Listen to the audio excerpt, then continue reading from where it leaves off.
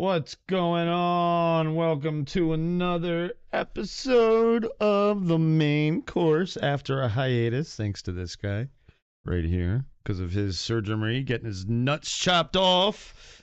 And he has been apparently loving the full-time attention. And so he's very mad that I'm down here doing this. So bear with me with this episode as a very needy puppy tries to get attention the whole time. So this should be fucking hilarious. I can't breathe, dog. Really, dog? I apologize for this, guys. Right off the bat. Oh, that's great. I need a hat. This warrants a hat. I need a hat on for this. I can't because that'll block him. Ooh, that'll block him. Should I get the hat? I don't know. That would be mean. Well, it's good to be back. We did a bedtime stories last night. That was a good episode. Got through a bunch more chapters. And so now we've got a ton of stories to cover. And it's not just backstories from like weeks ago. There was a ton of news yesterday. A ton of good news. Some of it fluff, some of it not, some of it just little things, but enough that it's going to keep us interested. Lots of nom-noms today, that's for sure. Thursday, let's get a little house cleaning out of the way. Thursday's main course will be starting with the partner preview, Xbox partner preview. So we'll be starting probably around like 11:45 Central, 12:45 Eastern, and then we'll go straight into main course after the partner preview.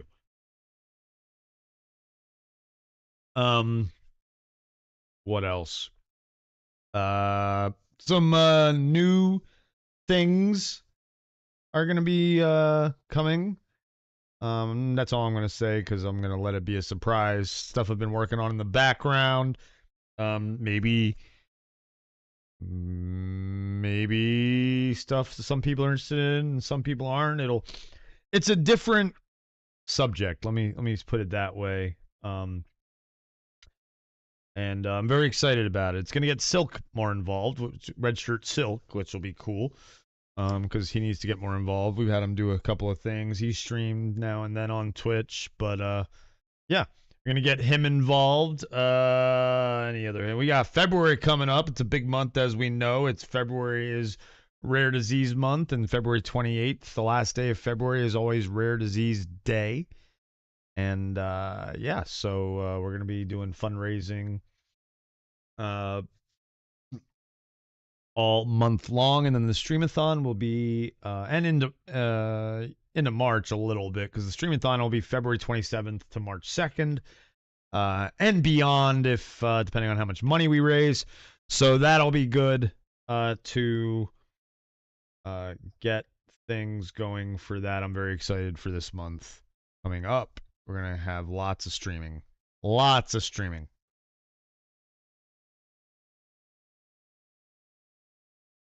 And a lot of it probably going to be on YouTube. So, yeah. So let's do this. Copy at everyone. No way. I'm live. All right. So, let's go right into some nom-noms. Actually, I want to pull something up here. Is all right into some num. So I've got all of them up. Why am I? A bam. Once again, always when I get sports into the stuff, the news, I can. This is a sports-ish story because Kate Hudson and Max Greenfield. I don't know who Max Greenfield is really, but we all know who Kate Hudson is. Kate Hudson, Goldie Hawn, and Goldie Hawn's daughter. Oliver Hudson's her brother. Anyway, this is a series about a basketball team, and it's a comedy, which is cool. And it's the series is about a Jeannie Buss-like woman. Jeannie Buss is the owner of the Los Angeles Lakers, the daughter of Dr. Jerry Buss, who was the guy who brought Showtime to the Lakers. Go watch that show on Max. And like I said, here we go. Here comes the interruption. Hi. He wants to be a part of the show, so let's do this. Hey, well, why don't you talk to the people? Hi. Hi. Hi. Hi. Hi. Here, talk to the people.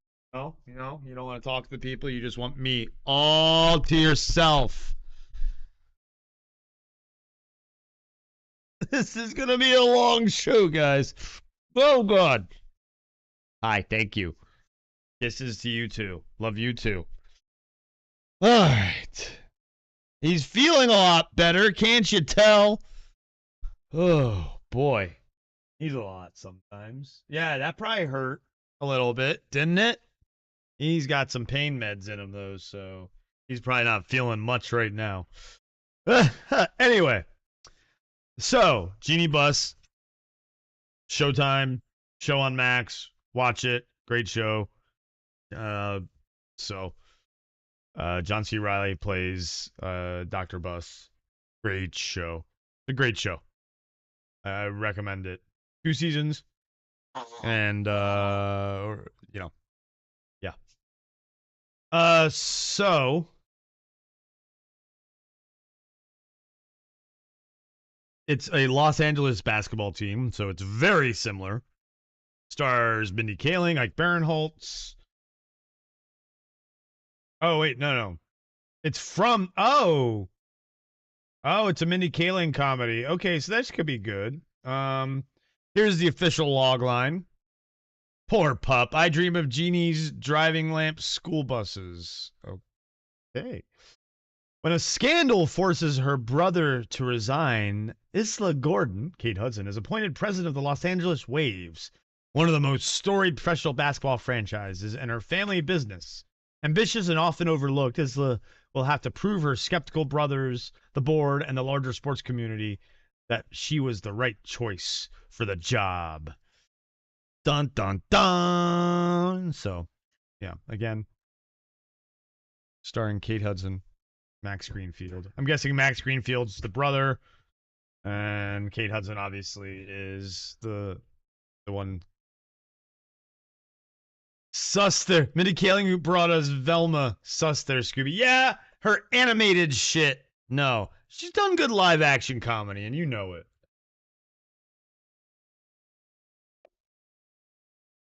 Let's see if it's woke or not. I don't know. I hope not. But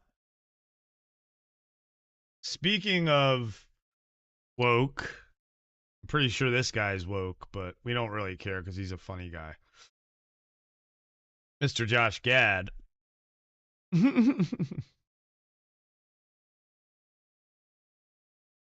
Said he was denied a role in Avatar because he looked like a tall, overweight Smurf as a Na'vi. Hence the great actor. But apparently looked like a tall, overweight Smurf as a Na'vi. Corey, let's see if James almost landed a role.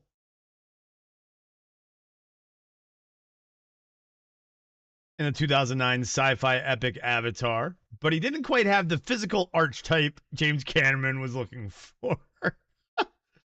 In his new memoir, In Gad We Trust, let's see here. One of the first things he tried out for was a new James Cameron movie called Avatar. I put myself on tape, and shortly thereafter got a call that Cameron wanted me to fly me to Los Angeles for a final callback at his Lightstorm production. He said if cast, Gad would play the role of Jake Sully's best friend and translator to the alien race known as the Na'vi.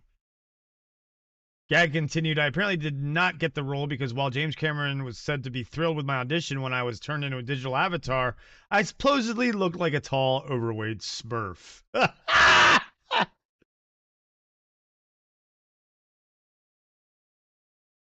Yeah, I don't understand it either. The role appeared to be scooped up by Joel David Moore, who plays Norm Spellman in Avatar, close confidant Jake Sully, and an expert on the Na'vi language. But they didn't turn him. Did they turn him into a Na'vi? Like, I guess so. I say James Cameron finds a great role in one of the future movies for him. He doesn't have to be a tall, overweight smurf. Damn it.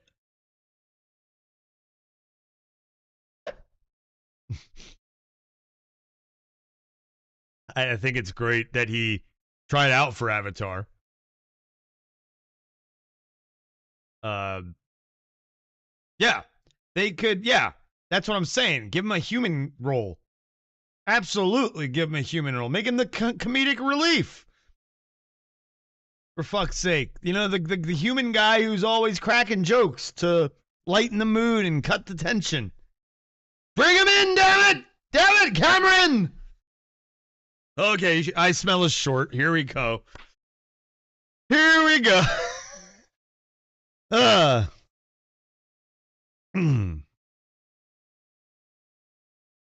it, James Cameron!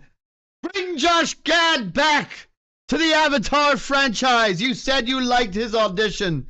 So what if he looked like a tall, overweight smurf? Make him a human, damn it!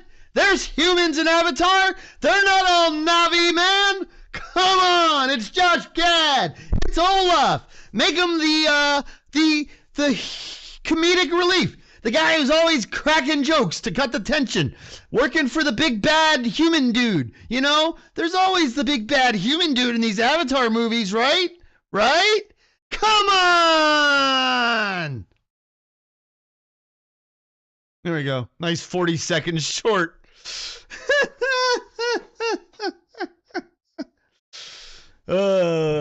Yes. Yes. I'm all for it too. Absolutely. Bring him back, damn it. Oh boy. Oh boy. All right. Anyway, what we got next? Oh. Damn it, Tom Cruise! Why are you causing trouble? Mission Impossible, the Final Reckoning director, says audience member at screening almost had a heart attack during one of the action sequences. What was this woman doing at a Mission Impossible movie? I'm guessing woman. That's what I'm going to guess. Is it a man or is it a man?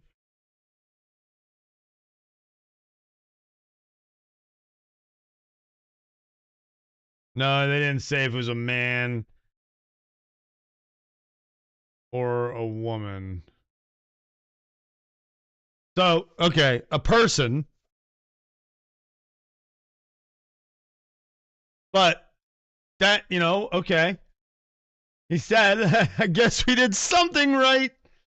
So that's yeah, that gives me hope. I mean, the first one was fantastic. The first Reckoning. Dead Reckoning. And this is the Final Reckoning. Dun dun dun. So they should put a warning on the movie. Warning. This film may cause heart palpitations. If you have a weak heart, don't see this movie.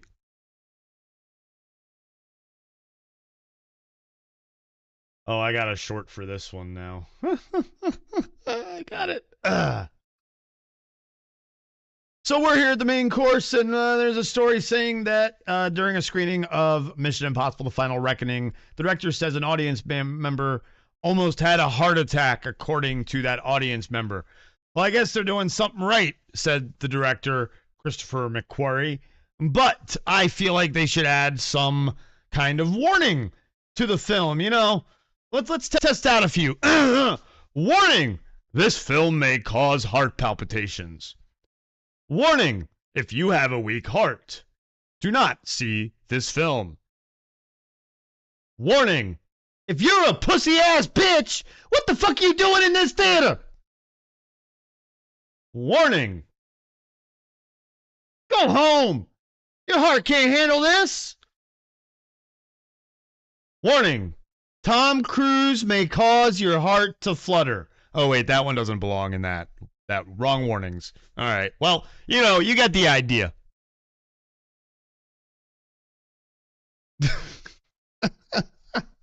Now I'm just having so much fun here. So much fun. So, yeah. Like I said, a bunch of little fun little stories. So here's something I forgot. Kat Dennings and Bob Saget. Come on. Roll. Kat Dennings and Bob Saget were in a sitcom together when she was a little teenage kid. That's crazy, right? I forgot. Did you forget? I think we all forgot. And she says, finally remembers raising dad, co-star Bob Saget. Very protective of me. Kat Dennings is finally remembering the late Bob Saget. Rest in peace. Who portrayed her dad in the WB sitcom Raising Dad. The WB. Back when the CW was the WB. When Warner Brothers still owned it and Nexstar had not bought it. Because that's who owns it now, is Nexstar. The only reason I know Nexstar owns it is because I watch News Nation. And Nexstar owns News Nation, and they always have CW ads, and they've got some like crime shows that are hosted by News Nation hosts on the CW. So that's why I know that Nexstar owns CW. But I guess a lot of people, just as general knowledge too, that Nexstar owns CW. But yeah, Kat Dennings and Bob Saget were in a sitcom, and the reason it came up because she's talking about Shifting Gears, who she's in with Tim Allen, and also another 90s sitcom legend. So she reflected on the short-lived series and Saget's kindness toward her. The comedy, which spanned a single season, that's probably why we remember, 2001, 2002, followed a widower father struggling to find the balance between his personal and professional while raising two daughters. Oh my gosh! Played by Dennings and Brie Larson. Say what? God bless him. I'm so sad that he's gone. She told the outlet, adding, he was lovely to work with. What's crazy is that now Dennings and Larson are together in the MCU. It's just crazy. So now I kind of want to do this. Let's go to YouTube. Raising Dad, Brie Larson. Let's see what. Oh my gosh! That. Look at her. Hold on. We don't even need to.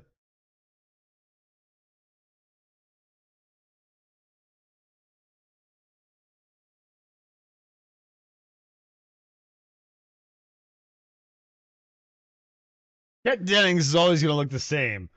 But there's Brie Larson. Look at Brie Larson, guys, in 2001.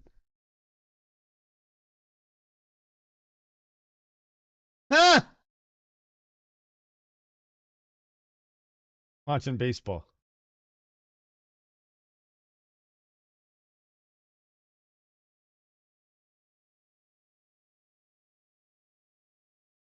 Is that Aaron Paul? No. Okay. No. But that's Brie Larson, guys. That is Brie Larson. And wow, Frodo just farted. Woo, Frodo. Hold on, I got a interesting text here I gotta read you all. So yeah, that's Brie Larson. Crazy, huh? So, but the T-Mobile 2G network will begin retirement as early as February 9th, 2025. So if you are on 2G still, look out. Oh, boy. And I sing to myself, what a wonderful 2025. How's everyone feeling with the new president in the United States? Huh? We all good? Everyone good? I'm good. Because I just got my popcorn ready. You ready for the Gulf of America? The Gulf of America. Anyway, on to the next story. You know, with Vampire Survivors, guys are having some challenges adapting the game to screen, and it was originally going to be an animated series, but now it's going to be a movie, and it's headlined by the fact the game has no plot. Ponko said it is still working with Story Kitchen on a live-action film, despite the adaptation being announced as an animated series in 2023. Regardless, Ponko has now acknowledged just how difficult it will be to get a film right, especially if Vampire Survivors is a mechanically simple action game about defeating hordes of enemies. As mentioned last year, rather than jumping the gun and make stuff for the sake of making it, we have preferred to wait to find partners that felt right. Vampire Survivors is just roguelike Castlevania. There we go. So, okay. So you want to make it like the newer Dread movie, where it's like that tower where he's going up the building, but killing Vampire Survivor and Castlevania type enemies until you get to Dracula at the top of the ladder. Is there Dracula in Vampire Survivors? I don't know. You tell me. That is a very good ideas, creativity, and that quirky knowledge of the game. Okay, well you have that. You're the developer. I would hope so. Please remember the game has no plot. Let's see here. Anything else? Yes, we know what kind of game it is. No, we've added new stuff. Okay. Yeah. So really, this is interesting because let's think about games that have no plot. Every game has plot, even if it's not like you said, it's just roguelike Castlevania. So we saw Spelunky brought to screen in a very well done 7-minute short. And that's a roguelike. Every run is different. You know? So I'm sure, and maybe that's a better thing. Maybe it's too late, obviously. You know, why I'm surprised they didn't think to go talk to the folks over at Secret Level.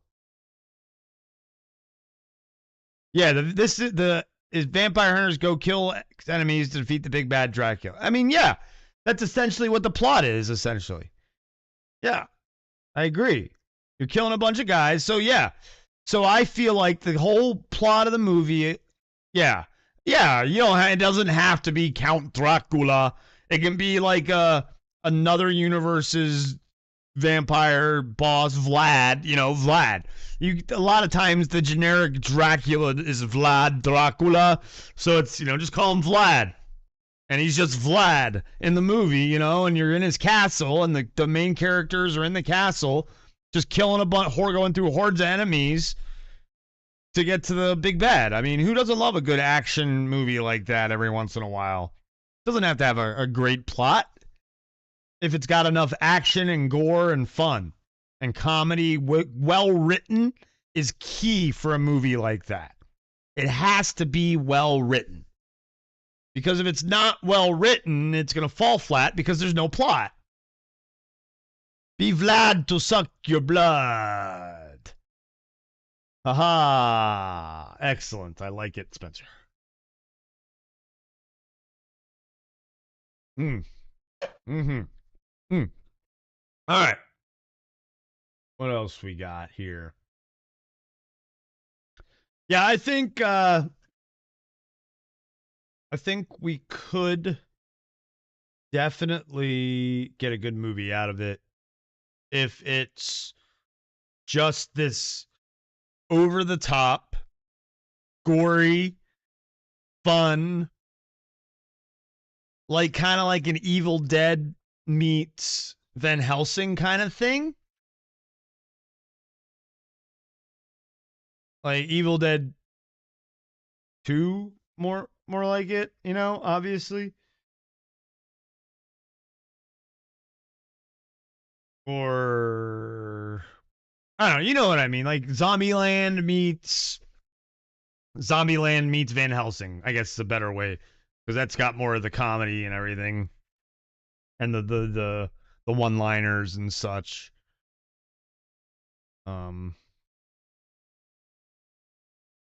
Ash versus the Evil Dead is just campy. Zombieland actually has some really good, well-written one-liners and plot and everything, and that's a movie really without a plot. There we go, Zombieland, where they're just kind of trying to find something. They don't know what, and they're just driving and living. So yeah, I think it could work. I think it could work for sure.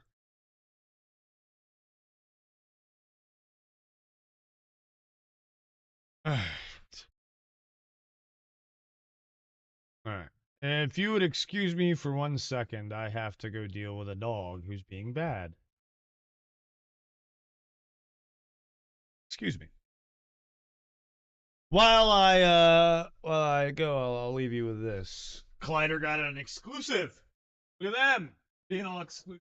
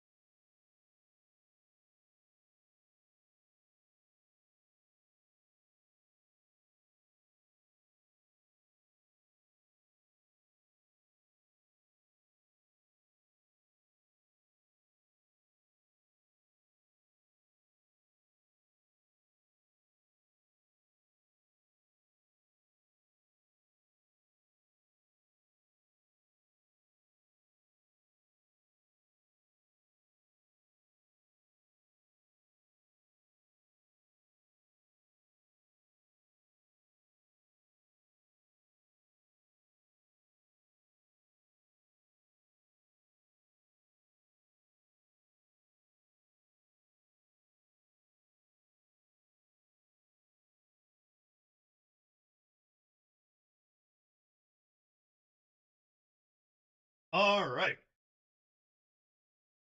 So, got a couple of things about Sonic and deleted scenes because the what you gonna call it? The 4K Blu-ray and DVDs are out, et cetera, et cetera. So, um, here's a deleted scene. Let's hope it doesn't get dinged. Too bad, but whatever. We'll see.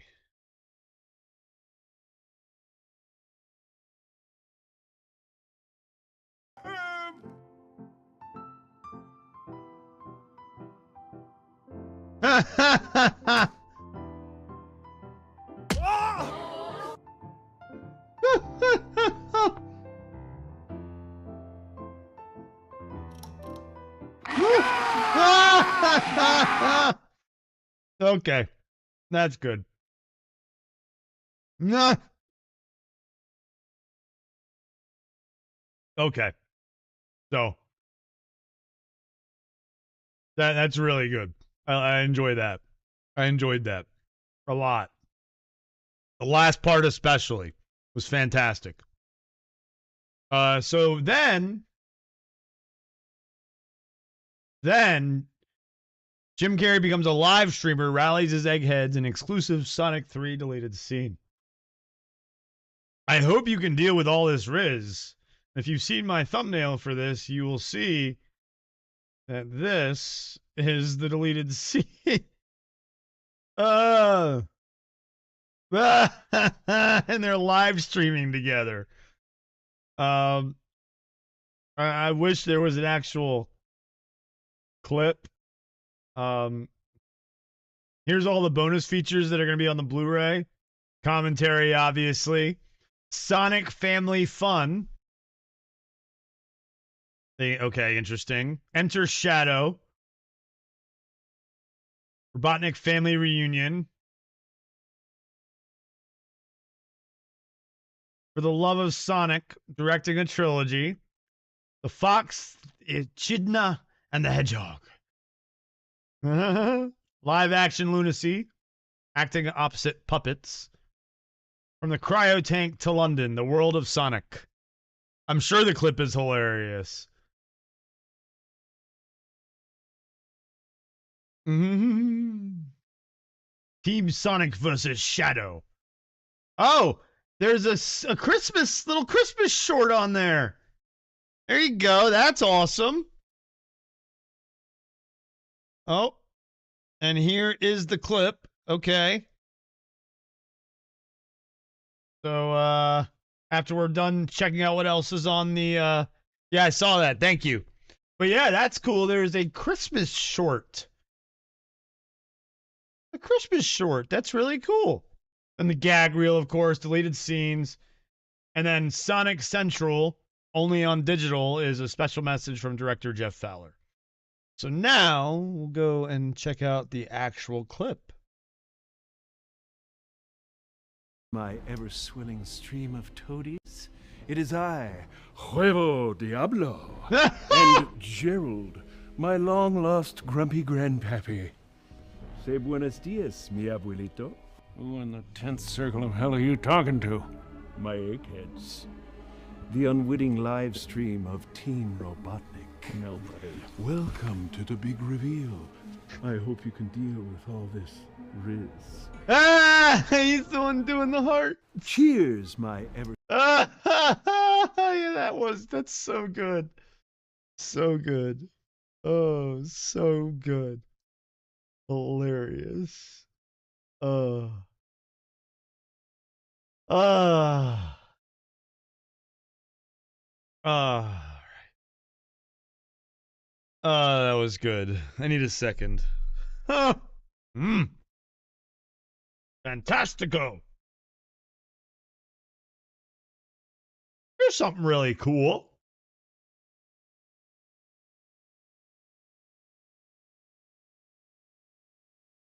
Sonic 3 was a lot of fun with the Eggman. I've heard. I will eventually see it when it hits Paramount Plus. All right, but check this out. This is kind of cool. Cast of Critical Role brought the world of Assassin's Creed Shadows to life in a special RPG one-shot inspired by the game. Here's the link to it. Hello and welcome to tonight. Wow. 4 hours long, so we're not going to watch it. But yeah, that's kind of interesting marketing for the game. I wonder how much Ubi paid them to do this, or did they just give them free copies of the game and that was it? Like, here you go. Here's free copies of the game for each of you. Just do a one shot. I'm sure they got a bunch of swag, but did they get paid moolah? That is the question. Because, I mean, really, does anyone really want to watch a 4-hour Assassin's Creed Shadows TTRPG one-shot? Do we? I mean, I don't know. I don't think we do. I mean, don't get me wrong, it's a cool concept. But why Assassin's Creed? They're that desperate. And they obviously the delay was something to do with marketing, possibly, because now they're throwing out all this new marketing that they maybe thought they didn't have time for, but now they do. So I don't quite understand what Ubi's doing here, but no one ever really does. No one ever knows what Ubi's doing these days because Ubi doesn't even know what Ubi's doing these days. So I think this is a really it's cool. It's almost 4 hours long. So if you want to just sit there and listen to 4 hours of this, great. But I think this is kind of a little bit desperate on Ubi's part. But it's an interesting idea. Maybe if they had done it earlier in the marketing cycle, I wouldn't have been so critical. Critical of the role it's playing. But boom. And Bodhi broke free. You can stand right there, dog. I don't care. You can be sad right there. So, yeah. I don't. Ubi's pulling at straws. They are. They're grasping at straws.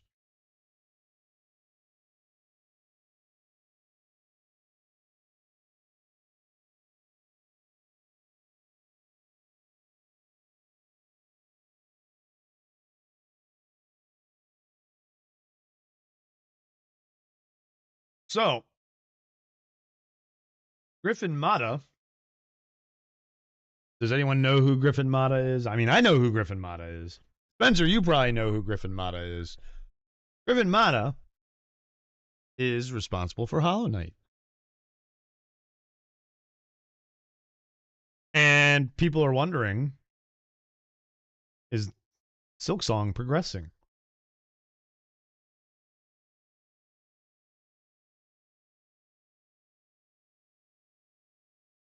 Just want to know if the game is progressing in its development or if the team has given up on the project. Please, I only need a yes, the game is real and someday it will release.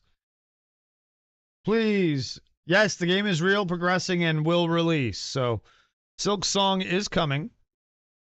Really, really cool that it's still going to be a thing. People are going to be very excited when that drops.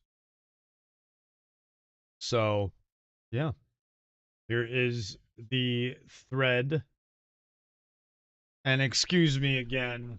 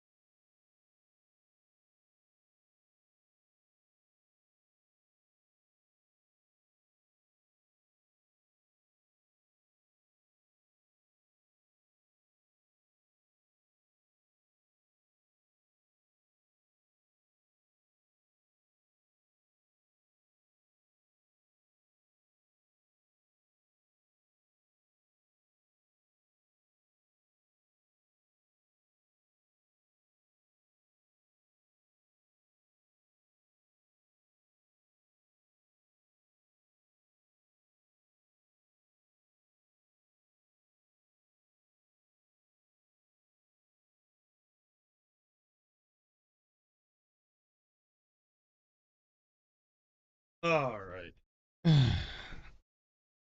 Yeah, this show is not turning out great because sorry for all the interruptions. It's been a long week and the dogs are now mad it's really cold out.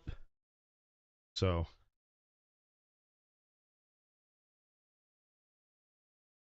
Didn't realize how long since Silksong was announced, or even how long ago we got our look at gameplay. Yeah, it's been a long time. I know what, 2021, I think. That last time we saw gameplay. I feel like. But yeah, Silksong's still a thing, guys. Still a thing, which is goes to show you how long games can take. I mean, it really does. And doesn't have to be those big, giant open world games that take a while and get love. I mean, it's good that they're taking their time. We don't like games that are rushed around here. There was a game we were very excited for that was rushed, apparently, and now we're not.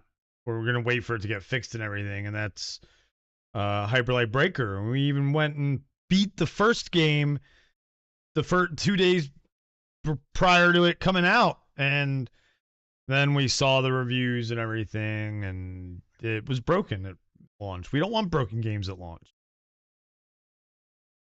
So, yeah, I'm okay with it taking its time. I am. So, let's go on to the next story. This is a big one.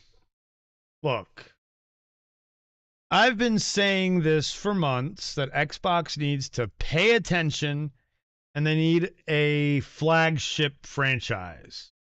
Well, they kind of have one that could do something with it and make people very, very happy.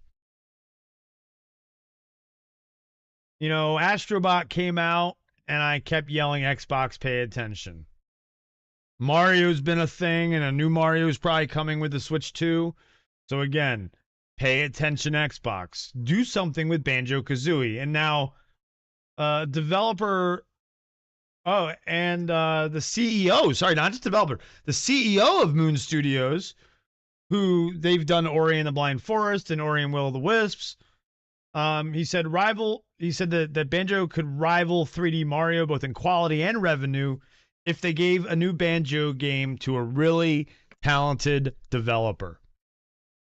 They have been sitting on Banjo-Kazooie with nothing happening there, though a really talented developer could probably make a Banjo game that could rival 3D Mario and probably sell similar numbers. Xbox doesn't really have any family-friendly titles now, and at least nothing of quality that they're known for. That's why I hope Microsoft would see that's what I hoped Microsoft would see in Ori, but Xbox is clearly about Halo, Gears, and Forza, and nothing else really got all that much attention. We're seeing a shift from that, though, which is good. So Crash and Spyro sure getting love because they're getting added to whatchamacallit, Game Pass stuff, but they've had Rare for how long and have done nothing with Banjo-Kazooie. It's such a shame. It is such a shame that they have done nothing with Banjo-Kazooie. New Banjo could absolutely rival Odyssey as long as it's done right. Yeah. I think it could, rival both Astrobot and Odyssey. Like, that's the thing. Astrobot, Game of the Year quality game. You could, look, think about this. Because you own all these IPs now, you could pull, now don't do exactly what Astrobot did. People could say, oh, you're going to copy it. But you could do something where you could intermingle franchises. Yeah, Toys for Bob is, well, okay, look. Toys for Bob could still, because they left before the Xbox deal or after the Xbox deal? They got closed down when Xbox got them? Is that what happened? I can't remember. So yeah, I'm wondering who could work on a Banjo-Kazooie. Like, really, who could? That's in their group. Okay. After Xbox got them, they left Activision, but still a studio. That's what I thought. So I wonder. Yeah, you don't want to make Banjo-Kazooie a third-party game. That's true.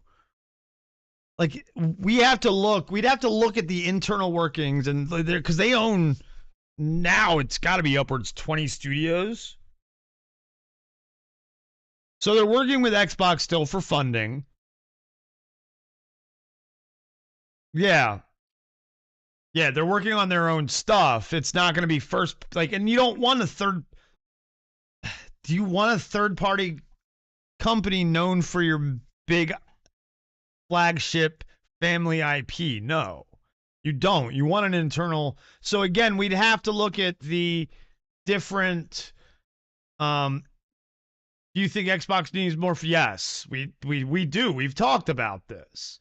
We've had lots of conversations about this. And you want an internal studio to be working on something like that because it's flagship. But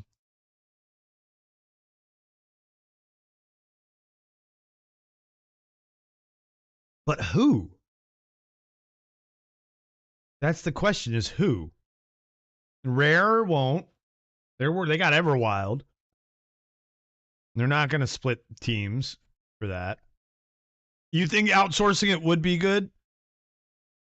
You think outsourcing it would be good. So why not outsource it to Toys for Bob then? Why not ask them if they wanted to do it?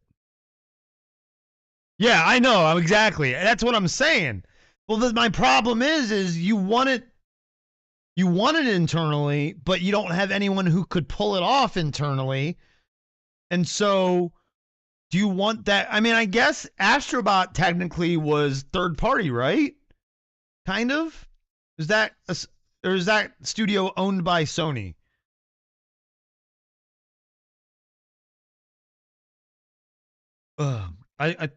So yeah, there's no one. I agree with your point. There's no one internally who could do it.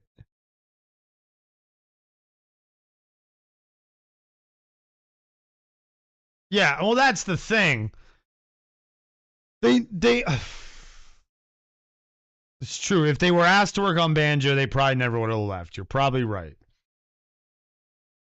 So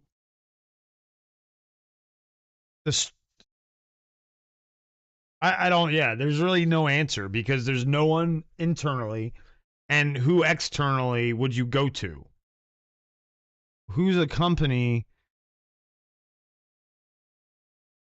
that could do that well? Because Toys for Bob was one of the top. Is one of the top. Obviously, was it a Sobo Studios? Asobi? I forget. One of them is Mike Flight Sim. One of them's Astrobot. I always get them mixed up. And they're Astrobot. Nintendo, obviously, Mario.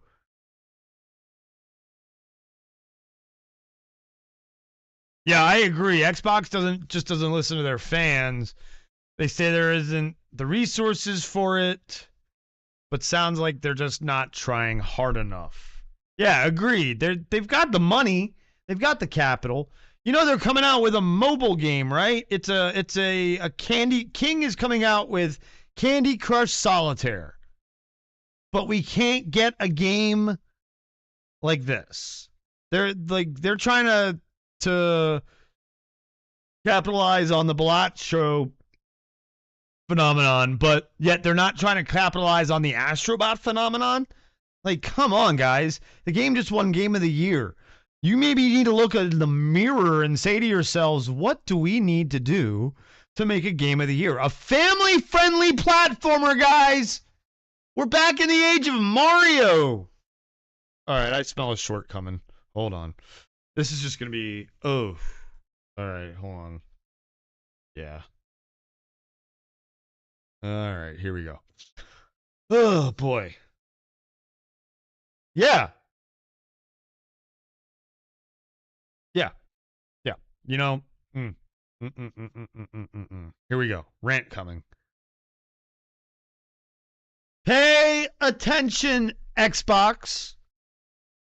A family-friendly game, Astrobot, just won Game of the Year. Mario games are perennially top-selling games. Maybe you should listen to your fans, and maybe you should look in the mirror and say, what can we do to make a Game of the Year? What's the model? You don't have to look in the mirror. Go look at Astrobot. You got Banjo-Kazooie sitting in your coffers for how long? Come on, man. You could have given it to Toys for Bob, but no, you all were greedy and wanted more from them than just a nice little banjo, so they up and left you. You're still giving them money for what? We don't know. We'll see. But come on, listen, Microsoft, Xbox.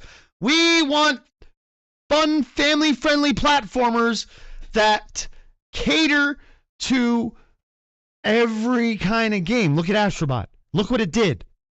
Pay attention, Xbox. Pay attention, Xbox. You could turn something into an amazing game if you find the right studio to make a new Banjo-Kazooie game. Doesn't have to be huge.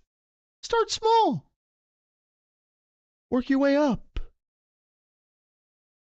It's not that hard. My PlayStation's done it. Nintendo's done it. Why don't you do it? It's staring you right in the face, this happy-go-lucky bear with a bird on its back. Come on!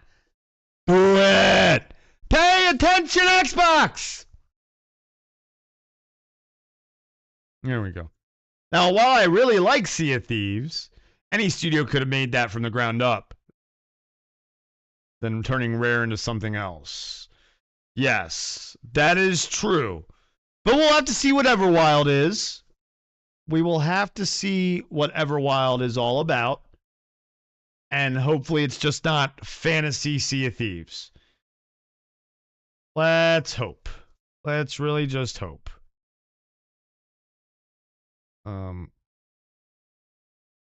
So we'll just hope, you know. We will definitely hope. Got some good shorts today, though. Got some good shorts. Because we need... Xbox is never going to have a Game of the Year at the Game Awards if they don't pay attention. And it's a shame.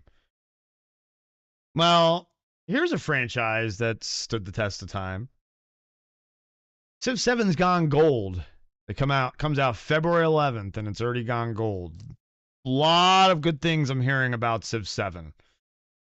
When Civ 6 went free on Epic, I had many sleepless nights. So I'm very excited. Congratulations. Just a quick little congratulations to the folks over at Firaxis. And Civ 7. And it's going to come out February 11th with full crossplay support. Frickin' awesome. Frickin' awesome. You know, this is interesting right here. We're not going to click on that yet. For some reason, Game Pass is trending. I wonder if we got... Oh, I clicked on it by accident. Okay. The latest. Why are you trending? Okay. Oh. We got... Wow. Okay. We don't... This one's in Spanish. So let's go... Here we go. Here we go. All right. Available today, Lonely Mountain Snow Riders. So it's a game I wanted to check out, actually. And it's on PC. Cool. I posted the trailer for this, actually, and it's multiplayer. 8 players. Okay. Really annoyed how they did this article. Okay. Okay. I will see why. Coming soon. Flock, January 22nd. Oh. I thought, oh, now is standard. Gigantic Rampage Edition is coming to Game Pass Ultimate. So that's interesting. All the heroes will be available. Game Pass Standard for. I see what you mean. This is a really annoying article how they did this. Now a Game Pass Standard. Now is Standard. Now is Standard. Starbound is now coming to console. It's been on PC. Eternal Strands. That's a game. Isn't that a multiplayer game? Maybe fan from Yellow Brick Games Studio found about maybe not. No. But that was one I wanted to check out. So that's cool. That comes January 28th. Day 1. Orcs Must Die, Death Trap. Interesting. Another Orcs Must different. A new. Is this a new one? Yeah, I think it's single player too. I'm looking forward to it as well. I think you're right. Shady Part of Me.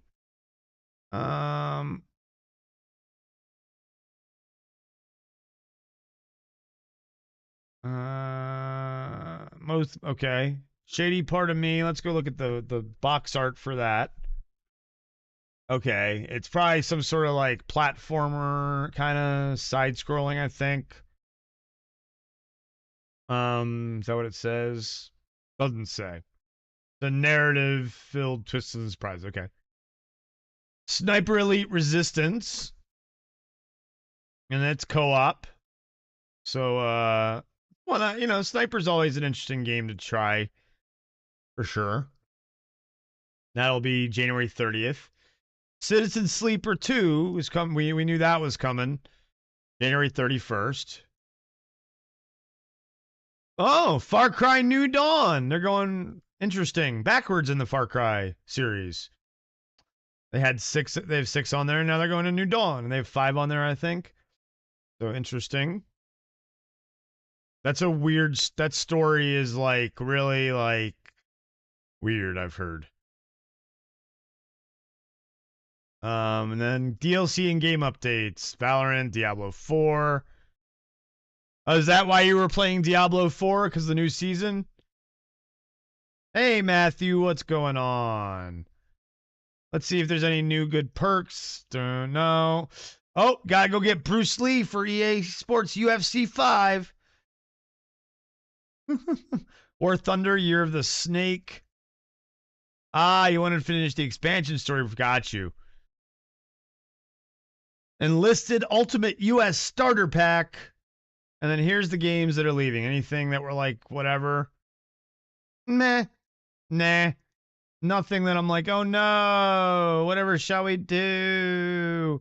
I can't live without that game. So yeah. Good shit. He finished the expansion story before the new season. Congratulations. You get a cookie. Cookie? So.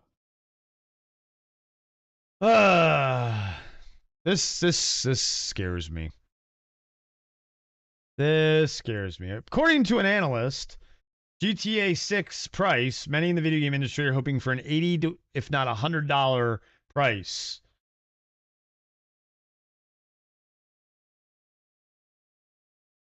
So there's hope among some within the video that Grand Theft Auto 6 will be priced between $80 and $100, one analyst has said.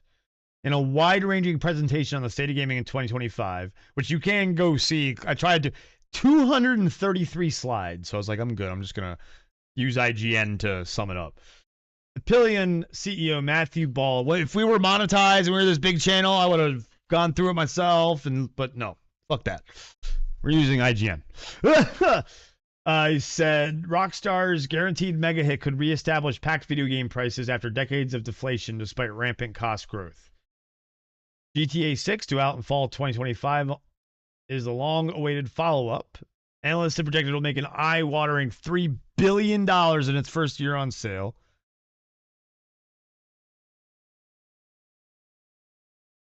Just hang out for a minute. What? Huh?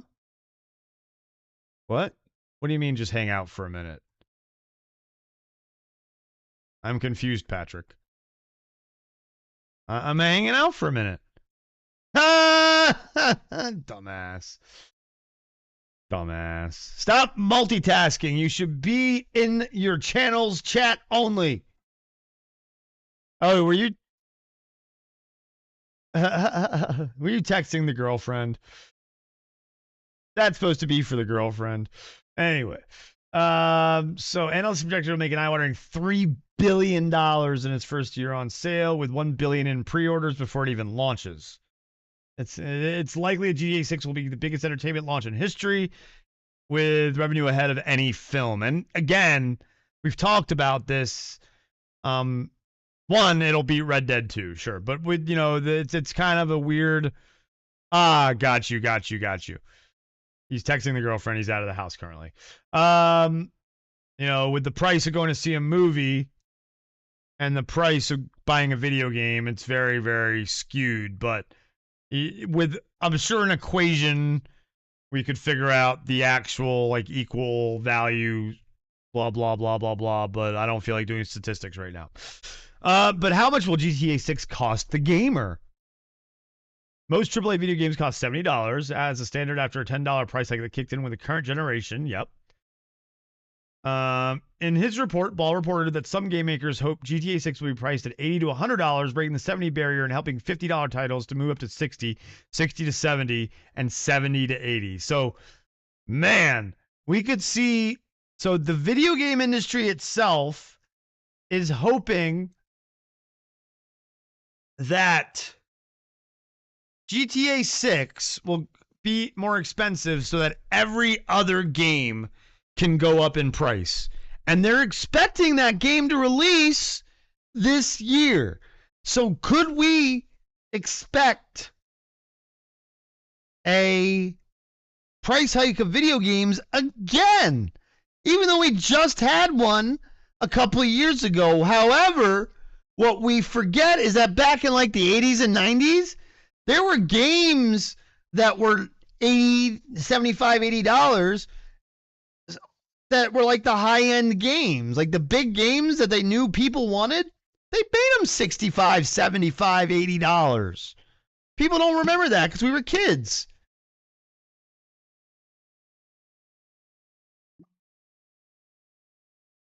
You're right, and that's exactly right, Spencer.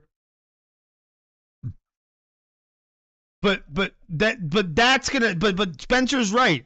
AAA gaming will likely implode sooner than we think. Gaming won't go away, but shit will change. And I think it'll go back to that model where AAA studios won't always make AAA games that are the high-end price. And that's the point. Yes, we already see $70 games not even worth $70. I think we'll see a shift where games like GTA 6, Mario, Astrobot 2, the next God of War, high-end games are going to be $85, $90. But then you've got your that happened the moment it happened. Exactly, Spencer, because there was already $60 games that were worth $60.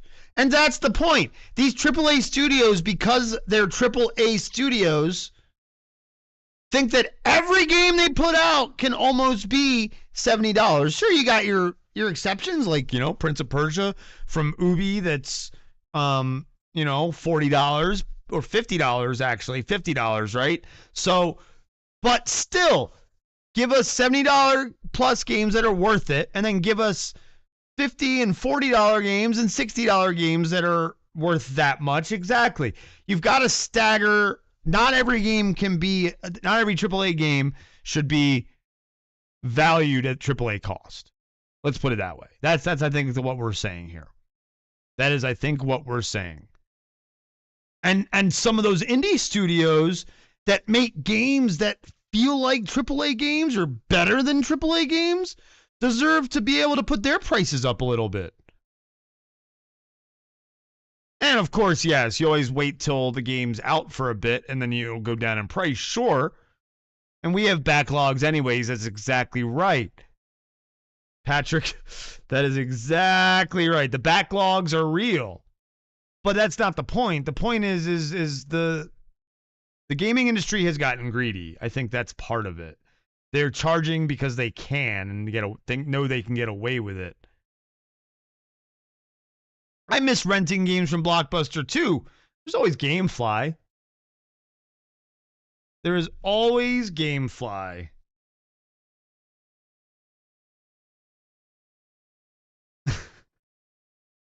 Always GameFly still. But I'm waiting for the digital rentals. Well, yes, there's Game Pass, but that's not really renting. He's talking about where you could pay $2 and you get to rent the game for 24 hours. You know? And I think that'll be coming eventually digitally. It's possible. I mean, they do it with movies already. Why not do it with games? Why are digital games not being rented? In fact, that's a very interesting proposition. Yes, it's exactly right, Patrick. Soon you'll be able to rent planes in Flight Sim to test them out for 24 hours before you pay that astronomical price to buy them. That's right.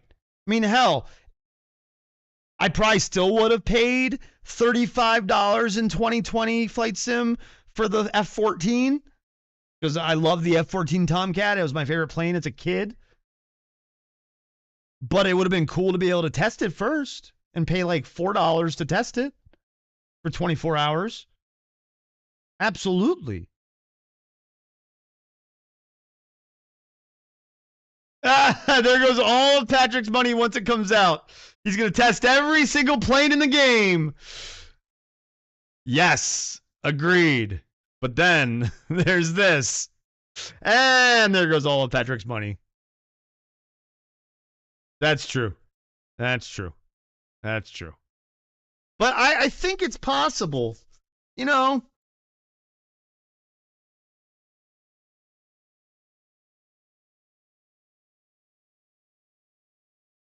Yeah, I really do.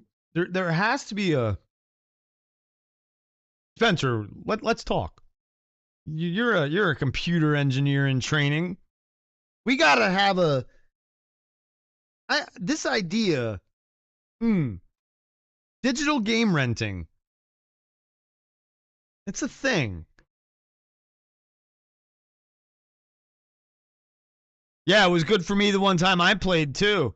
I played it multiple times and it's actually been good for me. But that's only because Patrick is using those big giant planes that aren't working well. We're using the little planes and just having fun. Patrick's trying to fly his actual like virtual Delta flights.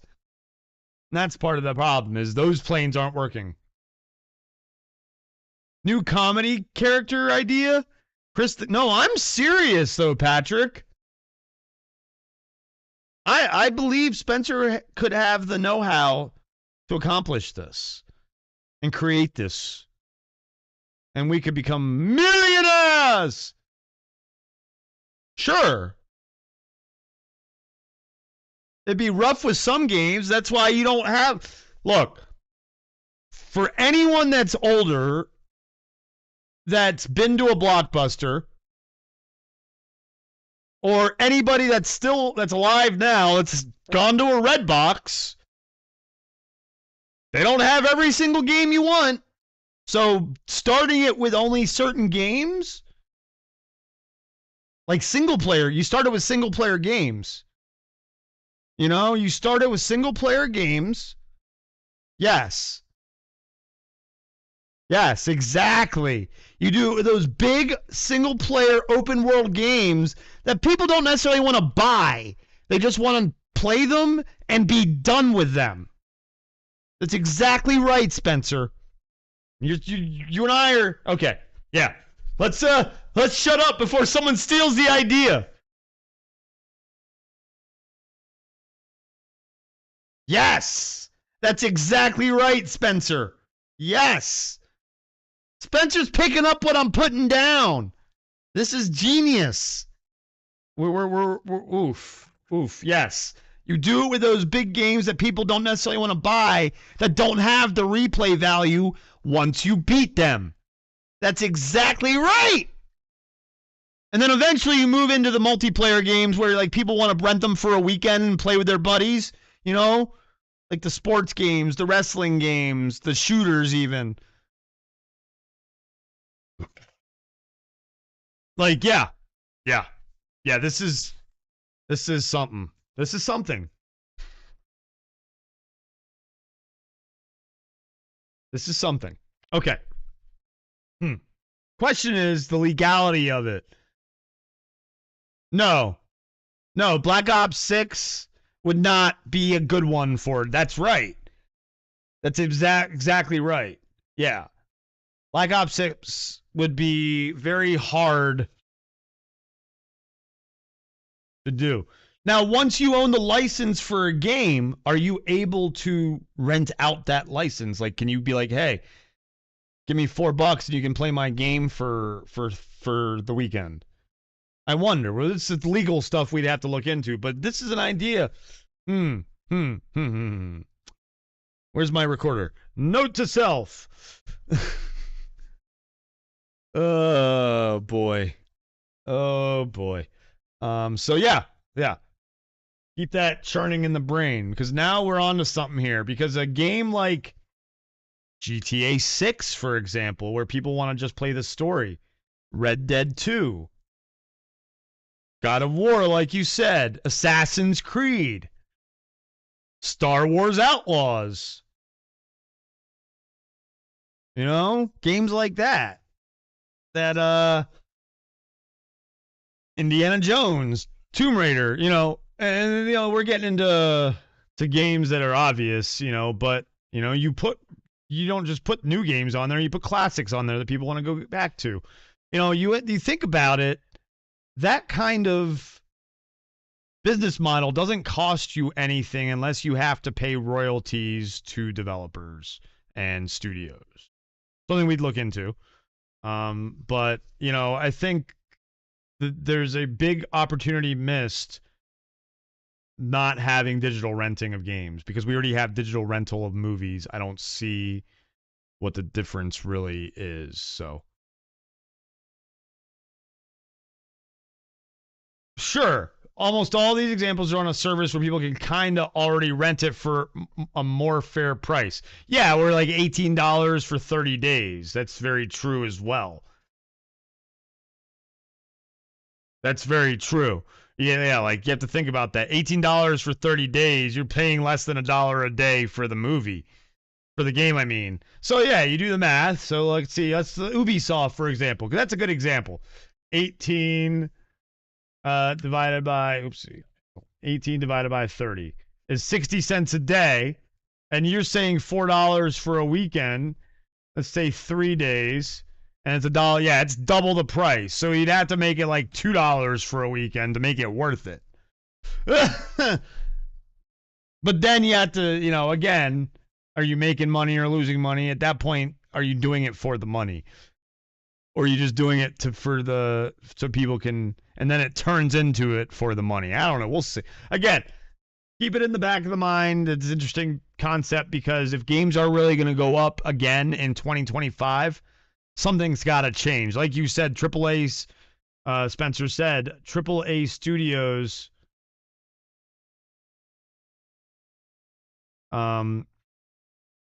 AAA studios will implode somehow, some way.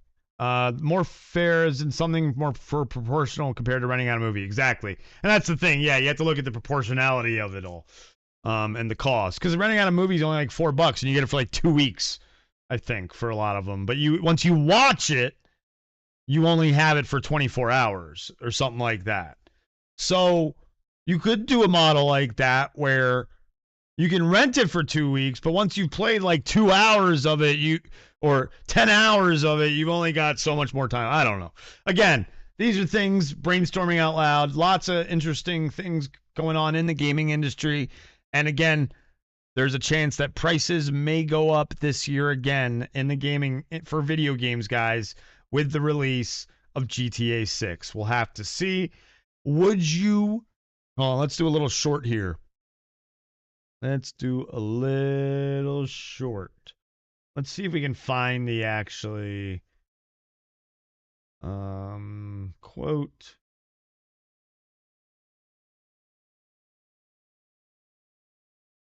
Here we go.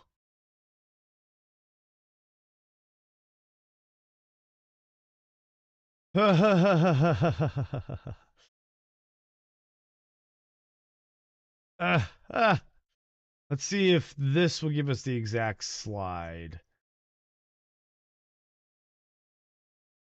See, this is the presentation. So, oh wait, I can search. Oh, 80. Nope. 100. Nope. Okay. So yeah, let's see here. Boom, boom. Oh wait, is there a table of contents? How much and where? Nope.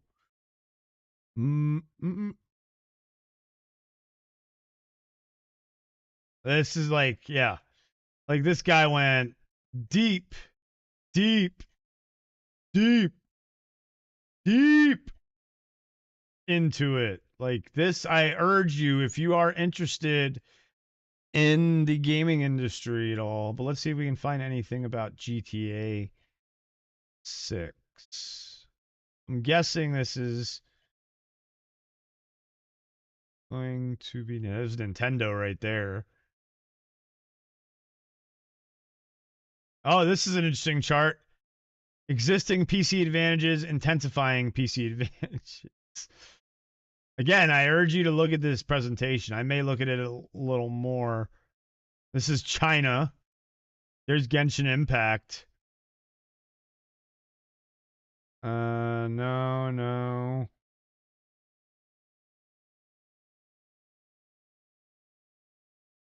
Oh, here we go. This is an interesting, like looking at the price of video games. Look at that. That's interesting. So there's been a, here, let's make this full screen. There's been a look at this deflation.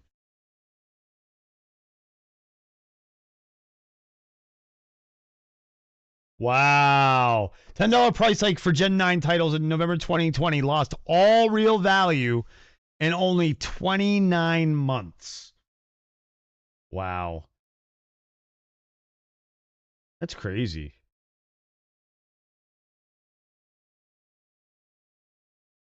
So this is in 2024 dollars because of inflation.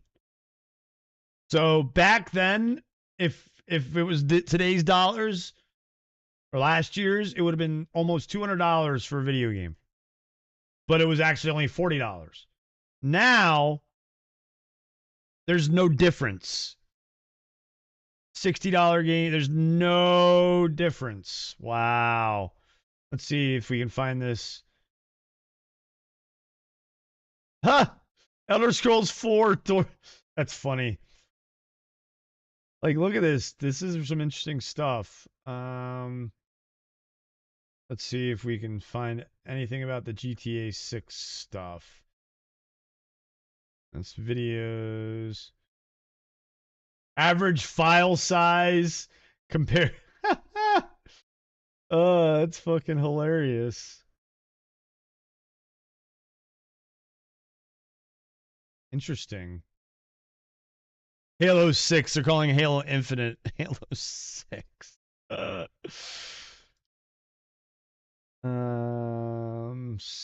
Let's see here. Gotta be something here that's.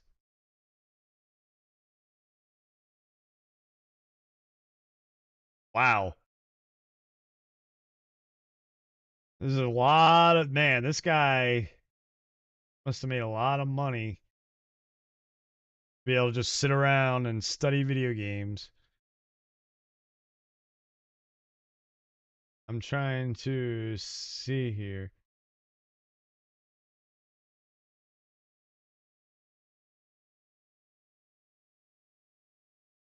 Trying to see if there's anything. What the? Man, this guy's getting Spider-Man stuff. Okay, the GTA stuff has to be. Hey, look, there's Toys for Bob, speaking of. Call of Duty, Ubisoft.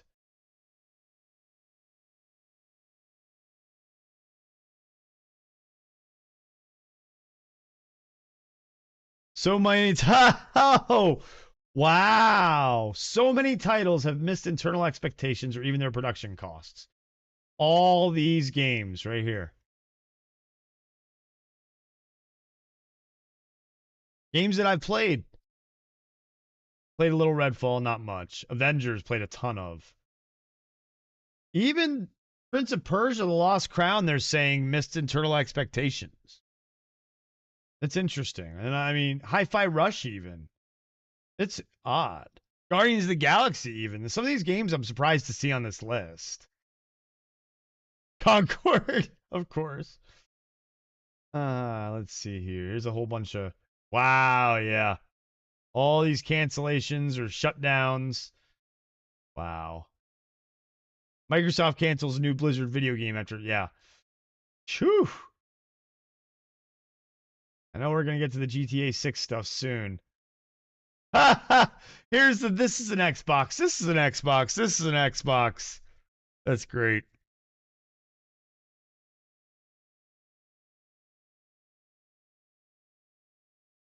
Okay. Monopoly goes on there. GTA 6 pricing. Here we go.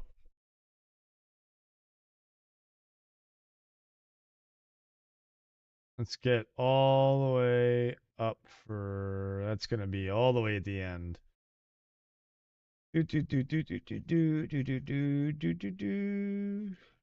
Oops. Almost there. AI is huge. Advertising. And here we go. Right. Here it is. So, in 2025, GTA 6's impact on industry playtime and spend will be mixed as it launches console only and severely cannibalizes hours/spend on other titles. But some game makers hope GTA 6 will be priced at $80 to $100, breaking the $70 barrier and helping $50 titles to move up, like we saw in the quote. Recall that game prices have never been lower in real terms than they are today, a tough problem to start and worsened by stalled player growth and rising costs. I bet you Hi-Fi Rush would have succeeded too. I agree. I agree, sir. I agree, sir.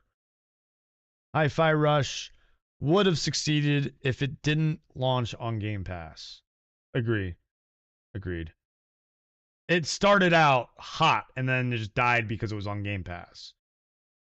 No other major leisure forums have seen their products become worth less nearly every single year for decades, and this hurts developers of every size and budget. So if you notice, movie tickets, have kind of stayed the same a little bit. They've gone down, up, down, and then it's kind of stayed the same. Concerts have gone up. Netflix price hike. But look at this. Down. So that's why a lot of the layoffs are happening, guys. But again, it's also a lot of the issues with... So in nominal real value, so if you were looking at today's prices, Grand Theft Auto 1 was $100. And it's just, it stayed about the same. And because this right here is even, that's why there's no black here. Because they're saying that it's going to be nominally in real money values the cheapest GTA that there's been. So that's a very interesting concept, that even though it's going to seem more expensive, in value of money, it's the cheapest GTA. So that's part of why the price in real terms of $70 GTA 6 would be the cheapest ever GTA, 30% less than its original 2D entries and 16 to 24% less than GTA's 4 and 5. $91 is their average. So that's, yeah, it's crazy. It's a shame, but that's why we're seeing a lot of those layoffs and everything. So that's why.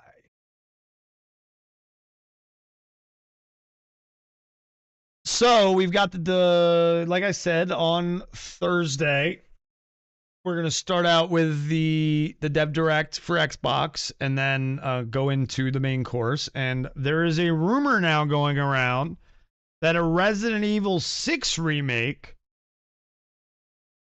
could be the mystery game, and it could be the next remake. Because it was given an ESRB rating for Series X. It first released on 360 in 2012, then released on Xbox One for 2016. Capcom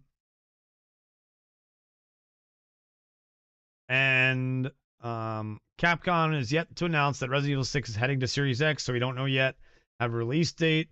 But this is exciting nonetheless, especially as many players hope to see a Resident Evil 9 reveal this year. For the uninitiated, Resident Evil 6 is a third-person action, horror, and survival horror game following the stories of 4 different characters as they battle through the aftermath of a viral outbreak in several locations, from Eastern Europe to China. Leon Kennedy, Chris Redfield, and Ada Wong, joined by Jake Mueller. It's a co-op one, which is cool. It's very cool that it's co-op. So if it is getting re-released, that would be cool. I hope it's as a remake though.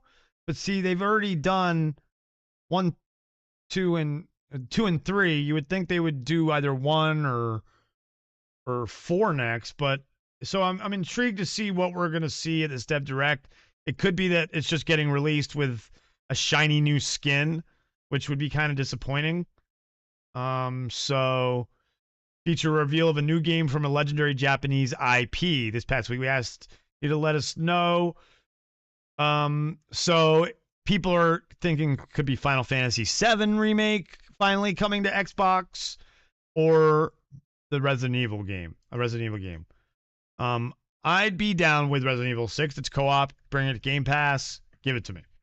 We'll see. We're going to find out if Resident Evil 6 or Final Fantasy VII Remake or Oblivion Remake is going to be the game on the fourth game on Thursday. Like I said, we're going to start around 11:45 Central. The stream and the direct starts at noon Central, 1 Eastern, and then we'll go right into a main course. So be prepared for a nice long stream on Thursday. Very excited for that because I always love Xbox Dex Directs. I'm an Xbox fanboy, sure. I love all gaming, though. If I could afford a PlayStation, I'd have one. I'm just very thankful all those PlayStation games are coming to PC. And honestly, I don't play much on my Xbox anymore, even though I have a ton of games. I play Rivals and baseball, and that's about it. That's about it on my Xbox right now. So, and maybe we'll use it more. We'll see what's coming out for Xbox. But again, a lot of those Xbox games that I'm looking forward to will be coming to PC as well. So, speaking of Xbox games now owned by Xbox games, Call of Duty has some updates, baby. This is a really big update ahead of Season 2. They're updating the anti-cheat, Warzone, multiplayer, and zombies. For me, the big thing that they're doing is you're now going to have the ability to disable crossplay on consoles in ranked play, which is great because just like in other games like Rivals and I can't think of any others right now. That's automatic. Like you can't play ranked against crossplay with PC and console. So that's the huge one. So So their update, Ricochet stuff update, 136,000 ranked players have been banned. Accounts have been banned since the mode launched. And updated detection models for behavioral systems such as aim bots, other data points, including account trust and hardware identifiers to target serial cheaters. And basically a lot of new tools. They're updating their cheating detection. New detection and warning systems for repeat playing with cheaters' behavior. When a cheater is banned, our system will detect other accounts it had regularly partied up with and raise flags for investigation to combat boosting and other cheater behavior. Very awesome. Season 2 is going to have new improved client and server-side detections and system.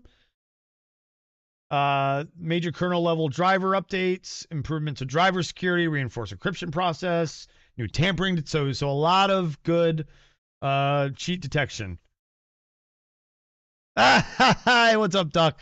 My issue with COD isn't cheaters, it's the people that devote their life to the game. Can't keep up with those guys. Season 3 and beyond. Multitude of new tech, including a brand new system to authenticate legit players and target cheaters. As they get closer to season 3, they will dive a little deeper into those systems.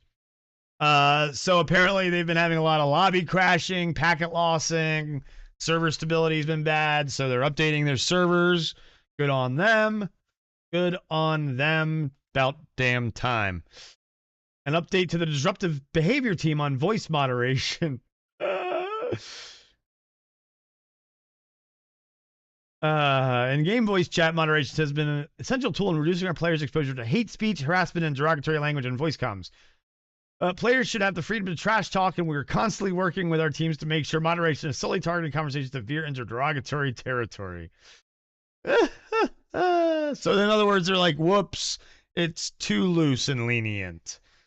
Let's see what else we got. Challenge tracker, up to 10 manually tracked challenges or 10 nearest completion. Separate HUD preset settings for multiplayer and zombies. That's good. People will like that. Reduce collision with teammates to improve maneuverability around tight spaces and doorways with nearby teammates. Cool, cool. And here's some of the changes for multiplayer. Weapon balance pass.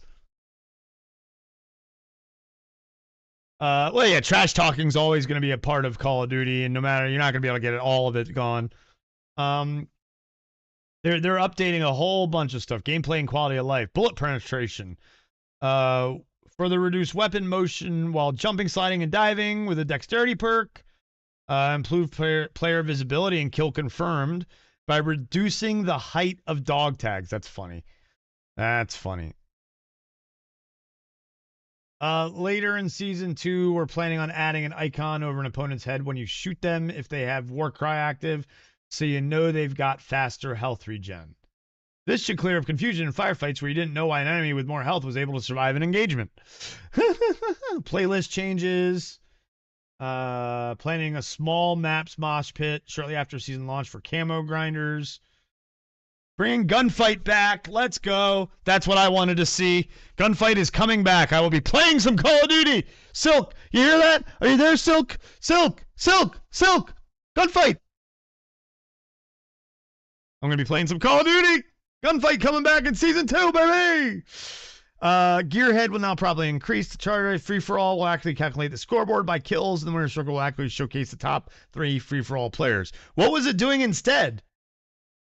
What was it doing? Was it showing it based on points? But that's what?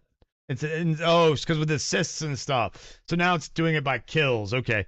Ninja will no longer be able to reset between respawns or round transitions in certain game modes. That's a perk. Fixes and tuning updates for a large number of calling card challenges. Cool, cool, cool. Ranked play stuff. Vote to forfeit features coming at Season 2 launch. The ability to rejoin ranked play matches is also planned if you get dropped. And zombies stuff. Ferrick's 115-day celebration. Players will be able to jump into the Tomb, the newest zombies map, at the start of Season 2. There you go, Spencer. The team remains committed to putting a player fun first, squashing leftover bugs, keeping new zombie content coming throughout the post-launch seasons. In addition, co-op pause. In matches where everyone is in the same party, the host will now be able to pause the game. Oh, that's pretty cool. AFK kick loadout recovery. If a player's kicked for going AFK in a co-op game, then they'll now have their loadout essence and salvage restored when rejoined. That's awesome too. Good shit. But you have to be all in the same party. Still. Anything new for Warzone? Reload speeds are faster for all weapons. Reduced penalties when sprint to fire jumping. Adjusted bullet penetration. Weapon swap increased. Remove burst and semi-auto rifles and low rarity pistols from ground loot, allowing for more confidence in knowing how your weapon will fire when you pick it up. Interesting. Increase both jump speed and wow. And jump height with one unmodified successive jump. Increased the speed of the parachute cut animation, making cutting a parachute and readying your weapon. Oh, cool.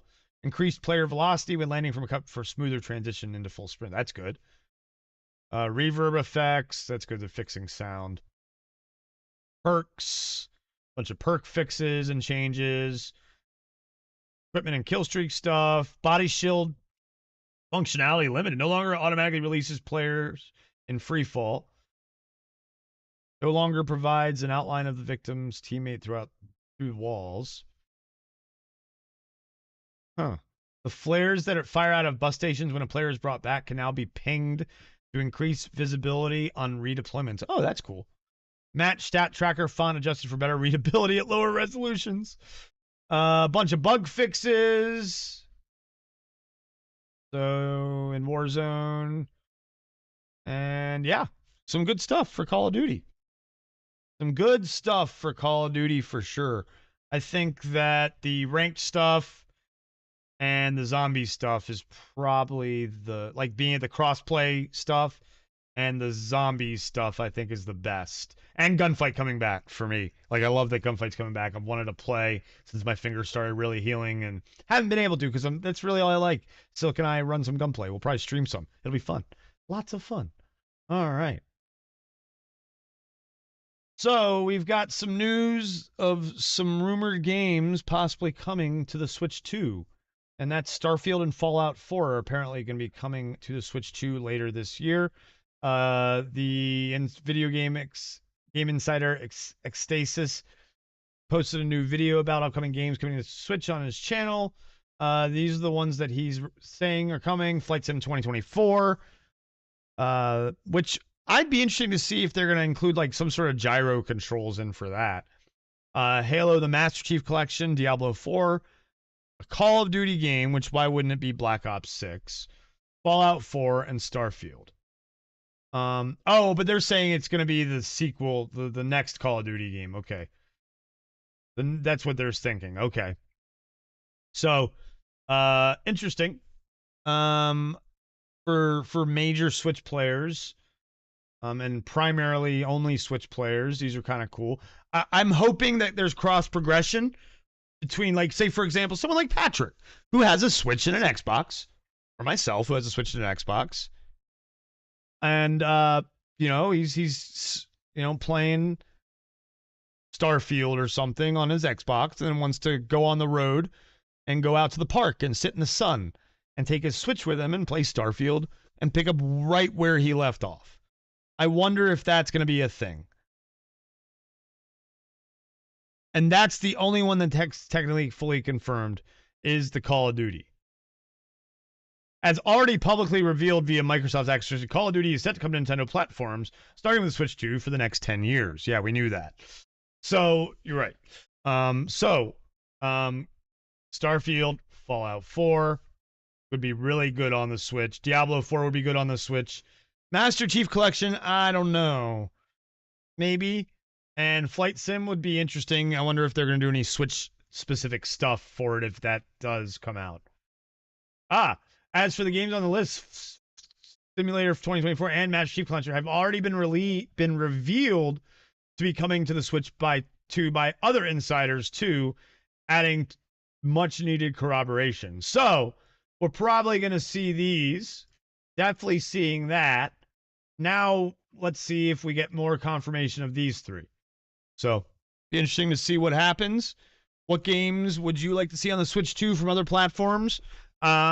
I feel like the Nintendo and Xbox are playing nice. I wonder if PlayStation and Nintendo are going to play nice at all. I mean, think about Astrobot on the Switch. That'd be perfect for the Switch. And Spencer makes a good point. Only game that this, I don't know if it works well, is Flight Sim. Yeah, because of the streaming side of it. Absolutely. Yeah, that because of the streaming side of it. I agree. I do agree. Yeah. Oops.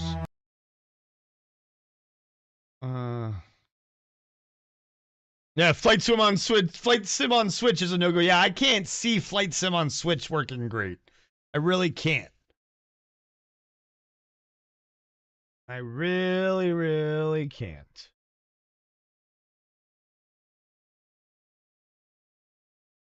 He is sort of healed. He's still got his stitches in. He's got to get his stitches out on Saturday.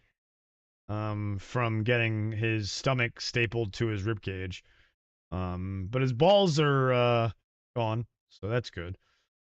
And he's not eating the way he usually does, but I think that might have to do with he's still in pain and his stomach hurts.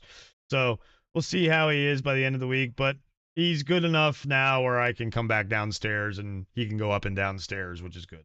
That was the big key, is because I'm in a basement, you know, where all my office is, my orifice, and you know, he's all healed up. He's healing up. He's gonna have a nice scar, but you know, so he can run around and not risk his stomach you know, being flipping, basically. It's stomach torsion. So next we've got something fun. Apparently there's a game called Voxile coming out, and it's story-based crafting game plus shooter that can be summed up succinctly as Minecraft with guns. And there's a new playable demo, so we're gonna probably have to check this out. But let's take a look up. Let's see here. Let's not get. There it is. Yep, it's the same trailer. It is. So.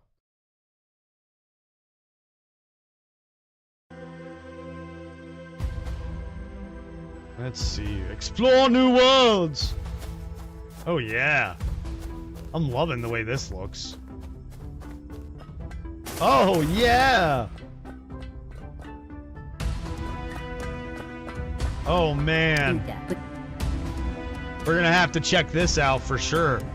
Yeah, I've definitely wishlisted. Yeah, I think I already wishlisted it. This game looks fantastic. This is our kind of game, Spencer. Look at the gun. Boom! Multiple worlds. Oh, okay. Oh!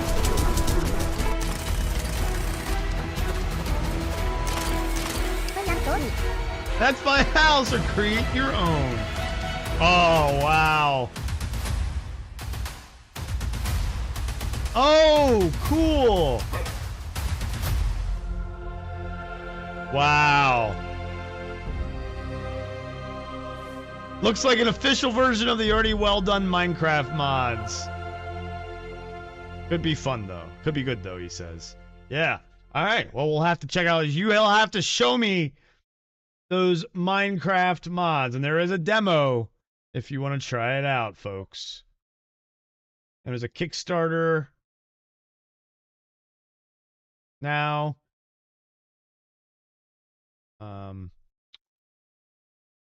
Yeah, looks cool. Definitely looks like a cool game. I just finished downloading the demo, says Doc. Hell yeah, there you go. There you go. Speaking of PC games, there is a game that a developer doesn't want to come to PC. The developer behind Project Veronica, Code Violet, not Project Veronica, Code Violet. I'm thinking of Resident Evil because we talked Resident Evil. Code Violet is a Dino Crisis inspired third-person action horror game, and they don't want it to come to PC because they don't want modders creating vulgar versions of the main character, Tyrannosaurus Sex, says the sub. Code Violet is a dynamic. Okay. Developed by the studio behind 2023's Quantum Error. If you play as Violet Sinclair as she tries to escape from a complex overrun by dinosaurs. The game is due out on PS5 only in July 25. And in a tweet, here it is. Here's the tweet. For those asking us about a PC version of Code Violet, the reason we are not bringing it to PC is we do not want anyone modding vulgar versions of the main character as well as other characters in the game. We hold our voice actors and actors with high regard as well as our artistic vision for the game and story and reject any form of destroying that with sexual mods. Making a joke out of our art and possibly tarnishing the reputation of our voice actresses and actors is not worth the extra money we can make. Wait, they're worried about people adding boobs to a dinosaur? Oh. Spencer. I have to put it up. I have to put that up.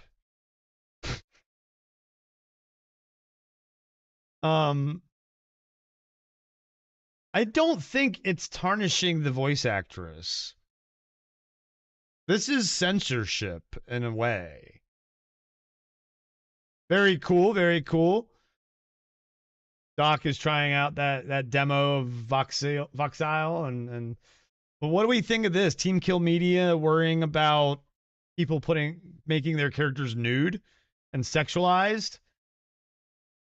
I mean, I guess they have the choice. It's their game. But I don't know. I think that's kind of a yeah, I agree. I think it's a very, very BattleBit did better than Voxile. Go read some of the comments about BattleBit, Patrick, on the Steam page. Go read some of the comments about BattleBit. Because I almost went and bought BattleBit because I know Spencer has it. And then I started reading some of the comments. I have watched gameplay. Go read some of the comments on BattleBit. On the reviews, some of the reviews on the Steam page. They're not good. Not good, sir. And Doc is playing Voxile right now. So far, it's good. Okay. But yeah, I would like. There's something fishy about the devs for BattleBit, Patrick. So that's all I'm saying. So go, yeah.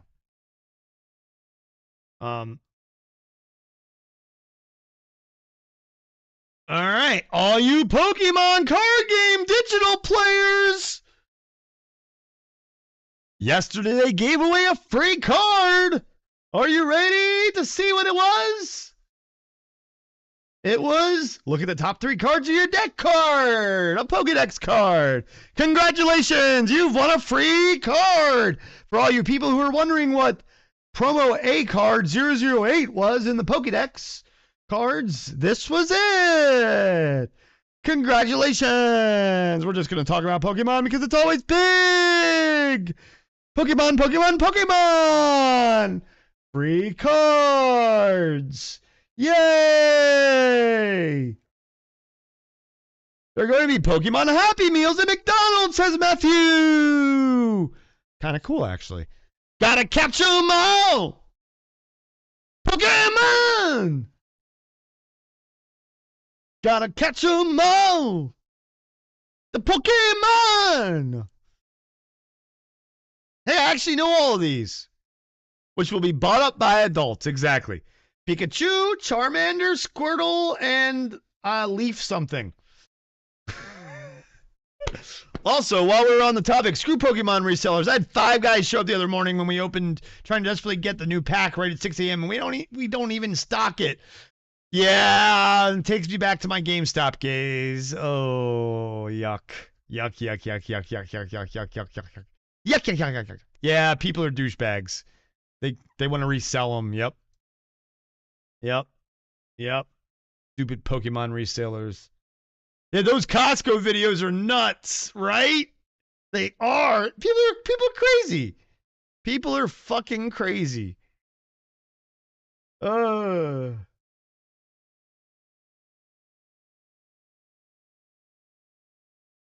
Speaking of card games, I had posted in that Marvel Snap was offline, but apparently, get out of here. The developer hopes the game will be restored within 24 hours. And this was yesterday updated. So, Marvel Snap is coming back. Second Dinner, the studio Second Dinner says, we've been working around the clock to bring Marvel Snap back up in the US and hope to have it back online within 24 hours. We'll update you once it's back up. In the meantime, global players should still be able to continue. Let's go to their page, see if it's back up. Marvel Snap is back online in the US, but to make sure this never happens again, we're working to bring more services in-house and partner with a new publisher. Wow, this is the start of a new era for Marvel Snap. We know this probably leaves you with even more questions than answers. We appreciate your patience, but in the meantime, enjoy playing Marvel Snap. We'll continue to update with more information as soon as possible. Wow. That's smart of them. Very smart. So Marvel Snap is finding a new publisher because ByteDance is probably going to go dark in the United States. That's what they're assuming. This is very foreshadowing. That's really cool, though. Good for them for being proactive and being like, hey, we got to go find a new publisher. I'm impressed. I'm impressed. Kudos to them. And Doc says in Voxile, the gunplay in this is surprisingly satisfying. Excellent. Cool. But yeah, good for Second Dinner for being proactive and going to find a new publisher. So we'll keep you updated on that. I always mean to go try Marvel Snap, and I can never really get into it. But I'm sure if I sat there like watching a baseball game, just sitting there playing Marvel Snap, that might happen this season. Let's see. We'll see. Speaking of Marvel, though, got an event coming up in Marvel Rivals, and I haven't watched this yet, so let's watch it together. Nothing to react to, really, because it's not really, not a movie or anything. It's just an event coming. So, but I will watch it with you. I'm excited about new events in Marvel Rivals. I mean, I played a little bit while I was healing. The puppy was healing. I do like Mr. Fantastic and the Invisible Woman, so I like both characters for sure. Mr. Fantastic feels more like a tank. Ooh, Spring Festival. Here come the Dancing Lions and their clash. Ah! What? The Iron Fist awaits your command. Ha! I like it. I like it. Black Attention, Widow, team. okay. Black Widow is combat Neither of ready. these characters I use. Need help? Call Star-Lord, I don't use. That's an awesome outfit, though. I will say that. Ah! Oh, a new move! What? Yo! What? Okay. Let's go! They're bringing soccer to fucking Marvel Rivals! Let's fucking go! Let's go! Yo! What? Yo! It's Rocket League Rivals Edition! The Star-Lord skin is gonna be free! Let's fucking go! Soccer and free skins! Let's fucking go! Marvel Quidditch League! Let's go, sir! That's proper football! Yes! Yes! Dude, starting in 2 days? Oh my god! That's fucking awesome that we're getting soccer and proper football in fucking Marvel Rivals. I love it. I love it. I definitely need to play some today. We'll play some today. Definitely will play some Rivals today. Maybe I'll stream it. You know, because there's no bedtime stories tonight. I don't see the golden flying thingy or even the brooms. Uh-oh. Here we go. Debate in the chat between Patrick and the Dingus. Patrick and the Dingus. Who's going to win? Is it Quidditch or not? It's not. It's soccer. Bring Quidditch to Marvel Rivals. I want to see Rocket Raccoon on a broomstick. Whoa. I don't want to see a raccoon on a broomstick. That's kind of, whoa, the kind of kinky shit you're into, Patrick. Jesus. Look at this. He's into some kinky shit, guys. He wants to see a raccoon on a broomstick. He was holding the ball like a quaffle. Got you. He was holding the ball, which is, was he?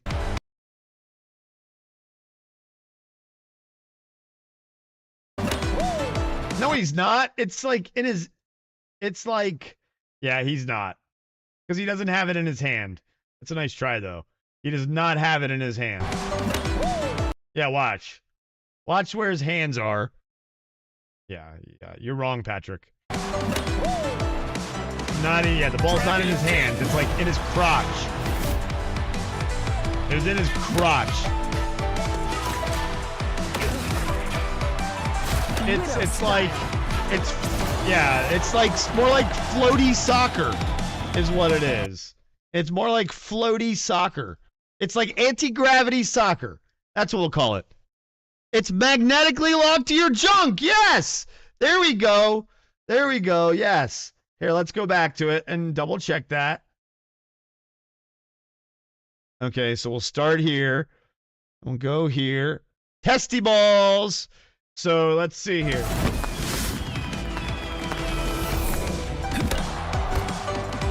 He hit it with the foot. Yeah, it's like, yeah, see, there we go. Magnetically locked to his balls right there. Yes. Yes, it was. Yes, it was. Yes, it was. Testy balls. Wait, no, you're right. Marvel's testy balls. Yes. So that's cool. We'll definitely be playing that. Definitely need to play some more Rivals. Ah! Camera! Let me put this up. Whoopsies! That was like bad timing.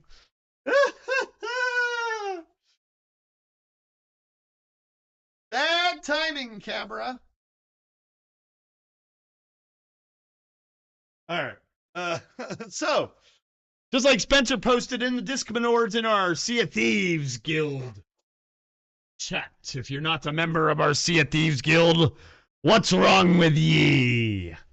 Arg. Fits the theme of the Huevos today. It really does. It really does. So Twitch Fest, Drops Fest is back, and there's a bunch of games that are having Twitches. So let's take a look at which that are having Twitches. There's a bunch of games twitching. No, we haven't played it in a minute, but we'll play it every once in a while. We've got a. I just hit. Last time we played, I hit Pirate Legend. I think Patrick or Spencer have played a little bit since. But I haven't played since then. I hit Legend and then we stopped. Yeah. Yep. Comes in waves. That's exactly right. But if you have it, do we have any slots left in the guild? We can add you, I'm sure. And then, oh, you never picked it up? Well, we all have it via Game Pass, mostly.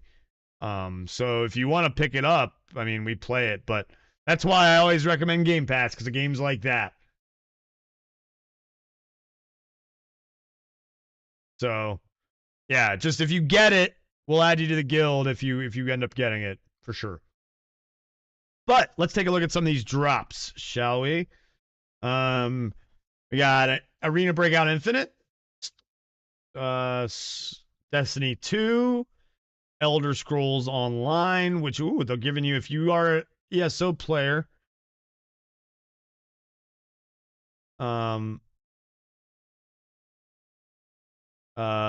you can get 100% XP scroll. That's pretty cool. Yeah, Doc.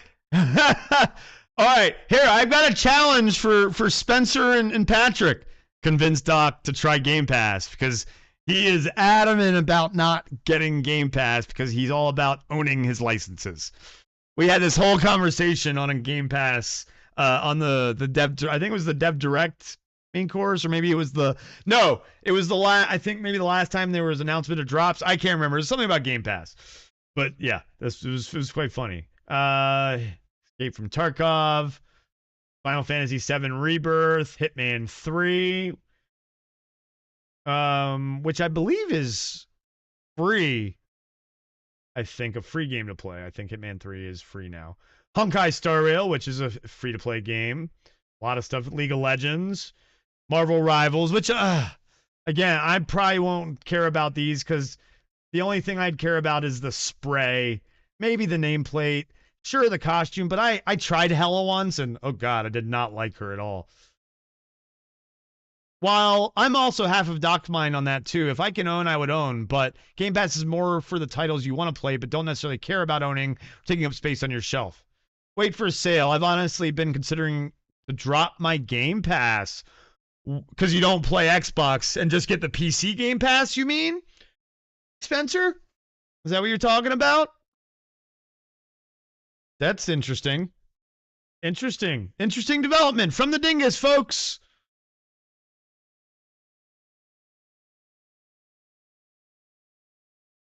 Once Human, which I haven't played in a while. I wonder if Austin still plays it. Overwatch, really? The first Overwatch? Huh. Interesting. Party Animals. Sea of Thieves, which is the one that Spencer... Yeah, I agree. We don't play a ton there anymore. The only reason I'd keep it right now is for...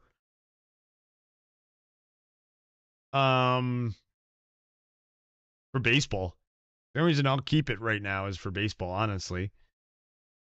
Because you're right, everything else we play on Xbox. We don't really play Game Pass games on there.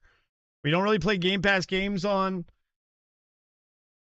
Minecraft. I own on Xbox, so I could just easily play that on Xbox when we play. Indiana Jones was really the reason you get it, I guess, is for the day ones. Like, I'm installing this Lonely Mountain Snow Riders game because it looks nice and chill. And it's multiplayer. So why not? Patrick, you should install it. It's only 955 megabytes. COD as well, yep. Yeah, there's a lot of reasons to keep it. There really are. And okay, Overwatch 1 turned into 2, okay. Yeah, guys, install Lonely Mountain Snow Riders. EA Access as well, correct? Yeah, all the Activision, like, and there's a lot of reasons. You didn't have to buy 2042, you're right. There's a lot of reasons to get Game Pass. A lot of reasons not to, if you're, depends on what you play.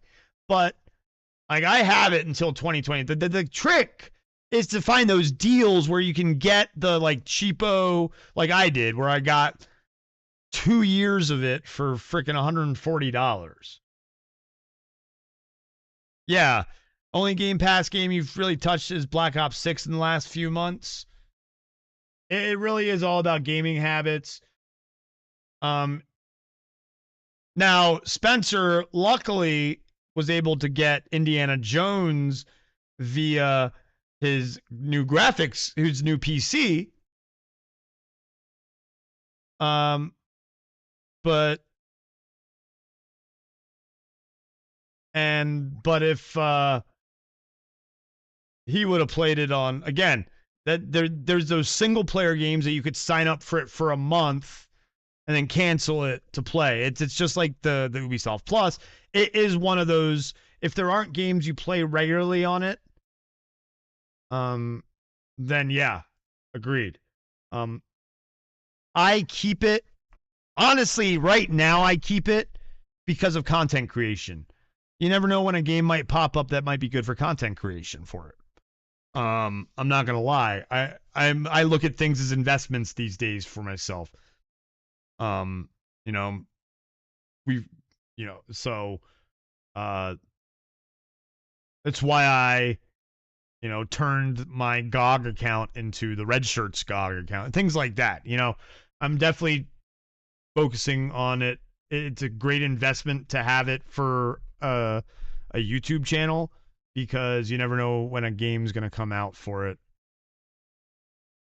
So, yeah, if you were a content creator, you would 100% get Game Pass. Exactly. Because it's a great investment as a business idea. And that's what I'm working towards, and it does help. But again, a lot of the games I play are games I own as well. So it's, and then a lot of times you buy a game and then it shows up on Game Pass. So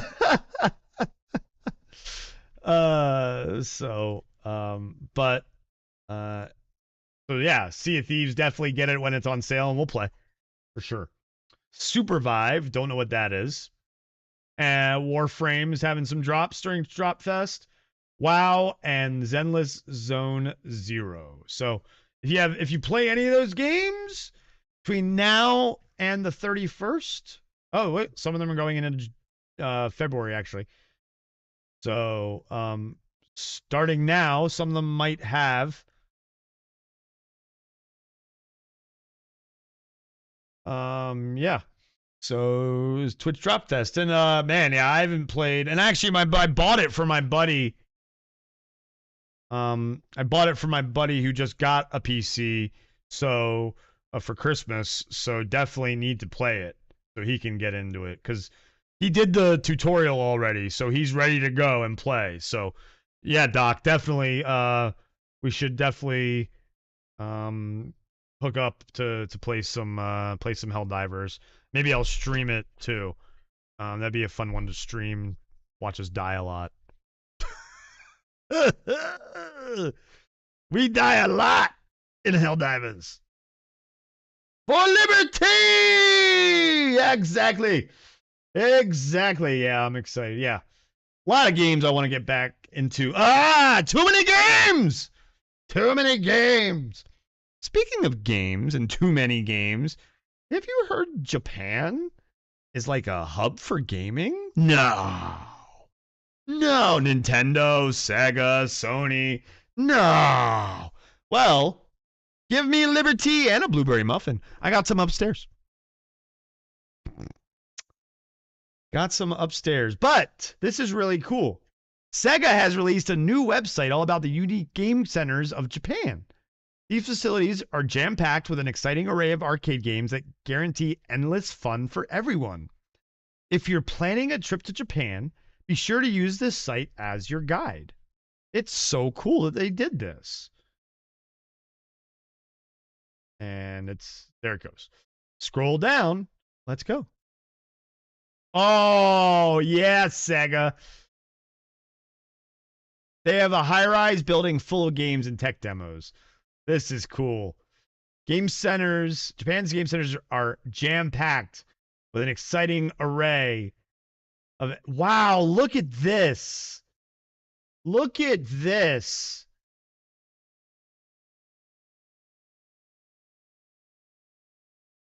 Train games, music game. Like, you want to find the games?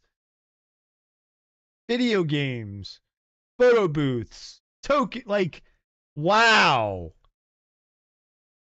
Spencer wants to visit the Nintendo Museum, so let's go to like video games.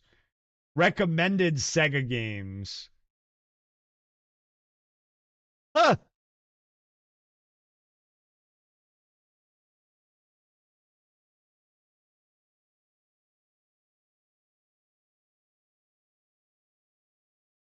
Check. I'm confused. Huh. That's cool as hell. Good for Sega. They're like, we need to show off our games. Photo booths. Like, what the fuck? It's great. This is awesome. Features. Etiquette. There's even the etiquette. They're showing you etiquette. Wow. Individuals under the age of 16 may not enter arcades after 6 p.m. If accompanied by a guardian, minors are allowed to stay in the arcades until 10 p.m.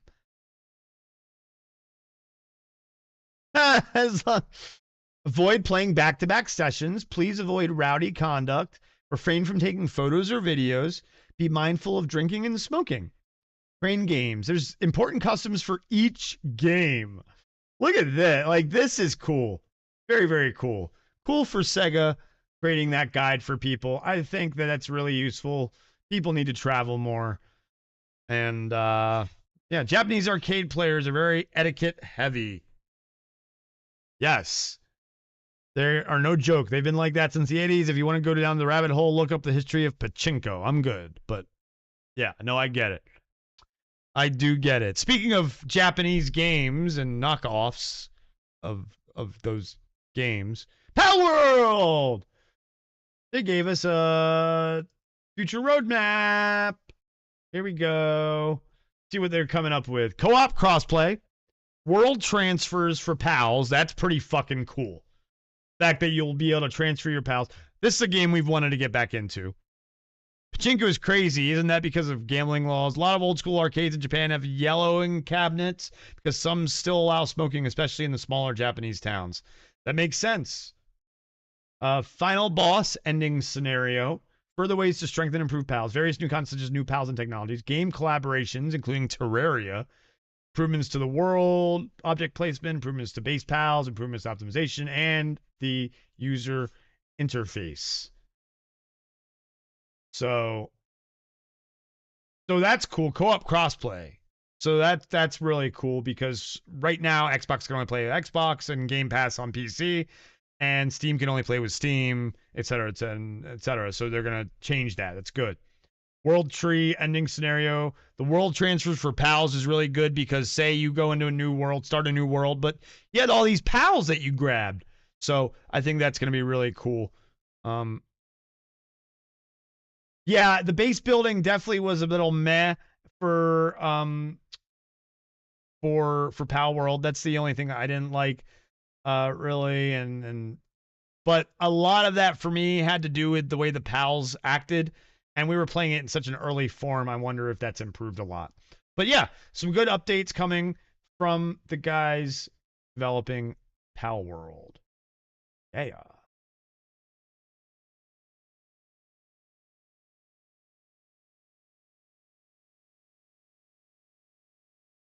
And last story we've got to cover right now is that Bend Studio, the guys who made Days Gone, they still plan on creating cool shit even after their live service game was canceled. And Doc says he just played the new update for Pal World base building, feels the same. That's a shame. That's a shame. But developer of Days Gone said it still plans to create cool shit after parent company Sony canceled its unannounced live service game. Last week, Sony canceled 2 unannounced live service games that were in development at Bend Studio and Bluepoint Games. Bluepoint was reportedly doing the God of War live service one. That just got canceled. And according to Jason, that was according to Jason Schreier, which he's a good source. Bend Studios' live service game remains unknown what it was, but they're still planning on making some stuff.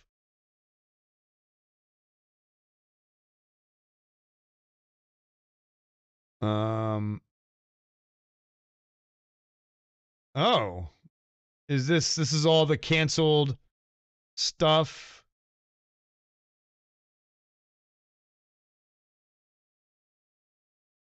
Someone made after this article. Okay, I like it. Here, let's take a look at this. So here's what's happened. The Concord, we know that's gone. Unannounced God of War game, that's the Bluepoint one live series. The Last of Us Online, that was just canceled. Spider-Man The Great Web. I wonder what that was. What was that supposed to be? Was that supposed to be a multiplayer Spider-Man?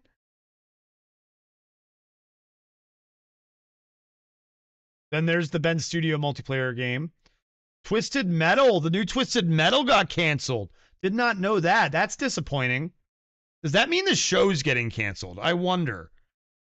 I wonder if that means the show is getting canceled. Would be a shame. Which would be a shame. Apparently the third Spider-Verse movie hasn't recorded voice lines yet either. Oh, it was the Spider-Verse game connected to the movies. Got it. Okay. London Studios co-op game. The studio was just closed, so no idea what that game. Deviation Games multiplayer game canceled. They're canceling a lot of the multiplayer stuff. Payback, third-person Destiny spinoff from Bungie canceled. Good. That we didn't need that. And the Horizon MMO was canceled. And then, but And Marathon, which is an old school shooter from back in the day, that I've heard was announced. That's going to be really cool that they're bringing that back. Fair Games, no idea what that is, announced. There's another Horizon online game, but it's not going to be an MMO, it looks like. So probably a co-op adventure or something like that, or co-op survival or something. That Bungie Gummy Bears game that we've heard about. Gummy Bears is just the code name, Doc. It's not the actual name of the game, I'm sorry. It's just the code name for the game. There's nothing to do with Gummy Bears. And then the new Jason Blundell game. And then the Helldivers 2 movie. Yeah, I watched the cartoon. Absolutely. Gummy bears bouncing here and there and everywhere. Gummy bears. So, yeah. So, a lot of canceled stuff. Oh, Gummy Bears multiplayer game would be great. Yes, it would. I want a Gummy Bears game. Drink the gummy juice. Drink the gummy juice. Drink the gummy juice. There's that one Prison Break game. What?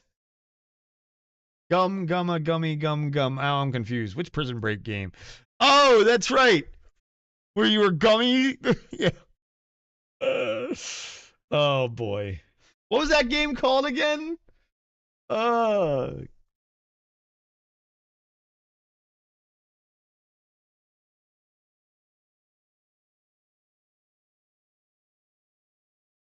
yeah, in Roblox. That's right. Gummy Bear Berries Prison Run. That's what it's called. I knew something. Oh, God. What did you share with me? Oh, God. No. What? That's not the right song. What? What gummy? I'm not playing this crazy shit. I'm going to play the real shit, damn it, and Disney will dig me. Oh, it's a full-on game? What the fuck are you talking about? What game is...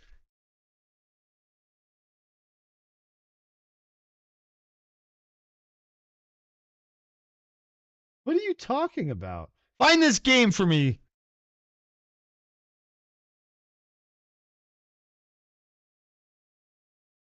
Let's see here.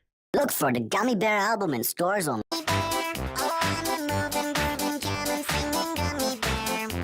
This is terrible. This is terrible. Why you think this is good? No. I don't even care if Disney dings us.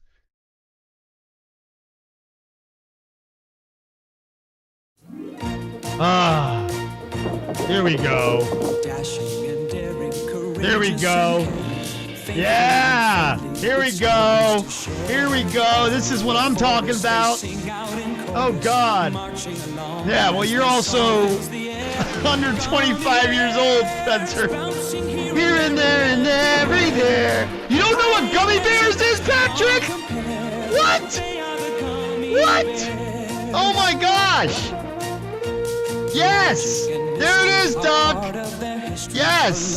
Yeah, we old as fuck, that's right! This is the shit right here! Yes! Drink some fucking gummy juice and bounce the fuck around! Let's go, baby! I'm gonna talk over it so we don't get dinged! Yeah, that's right, Matthew! You say, what the fuck, Patricia? You're 30 years old and you don't know what the Gummy Bears are from Disney? You sheltered child! You sheltered child, get on Disney Plus right now and go watch the Gummy Bears show. No, Super Mario Brothers was before it. Well, I don't know. Let's go see IMDb. I'm pretty sure Super Mario Brothers show was before it. Super Mario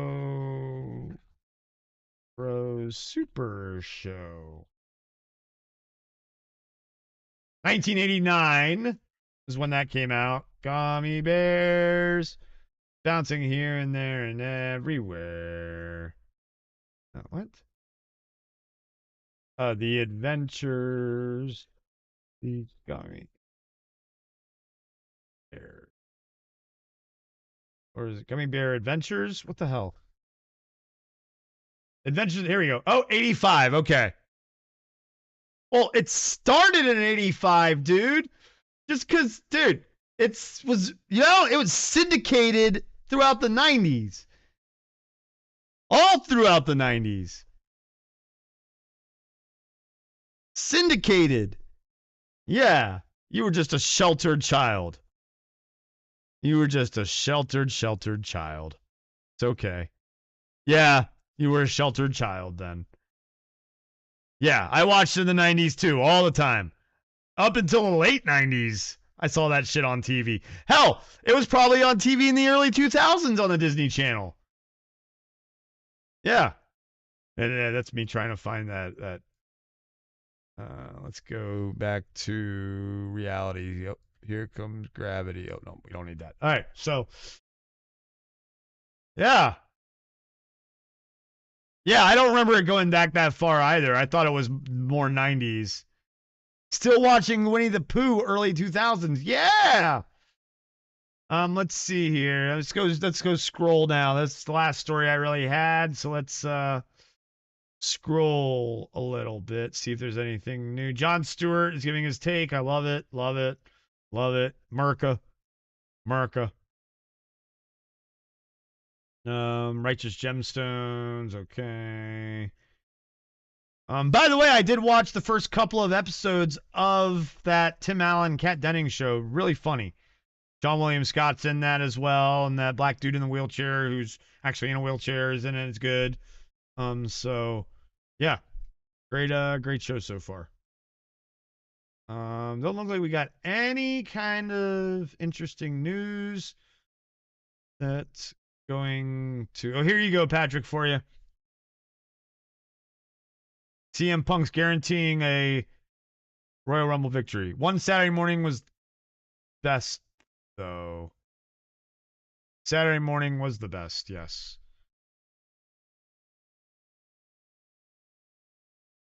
Meta launches onslaught of Reels updates and cash bonuses and push to lure TikTokers. I knew it. Knew it was going to happen. I knew that shit was going to start to happen. Watch YouTube go do it. Google's going to do it next. Google's going to do it next. Google is going to do it next for YouTube. I guarantee you. Shorts are going to they're going to make it like easier to get monetized on shorts or something probably. That's my guess. Sydney Sweeney's going to be in another movie. Whoop-de-doo. What is this? What? I'm confused. Yeah. Theo Rossi, who was in Penguin, Billy Ray Cyrus, something. Yeah, nothing really interesting else, guys. So, Tales of Iron 2 is coming out in a week. New Sam Raimi horror movie, Send Help.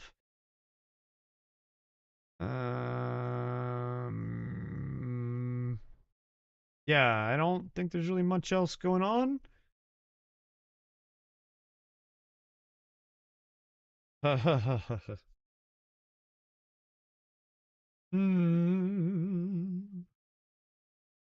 Solar Ash is on Game Pass, Spencer. We could go play that. I think it's only single player, that one, though. And it's on like a different world than Hyper Light. Yeah. Now I'm seeing stuff I saw before the show. So looks like that was it. Good long show, definitely. 2.5 hours. Thank you, everybody, for hanging out. It's been a nice little foray back into streaming today. Like I said, maybe I'll stream some Marvel Rivals in a little bit. Got D&D tonight over on the Council of Six. Come watch Spencer and I over there hanging out with our buddies and new Canadian red shirt. Yes, we always need a token Canadian in the red shirts. Austin, He will eventually be on more content. You can see him on Development Hell, our last episode, which, we're trying to make it, we play D&D every Tuesday. I play D&D every Tuesday with Spencer and our buddy Lunga DMs it. You can watch us over at Council of Six. Spencer also does, over on the Red 5 network. He does D&D. Then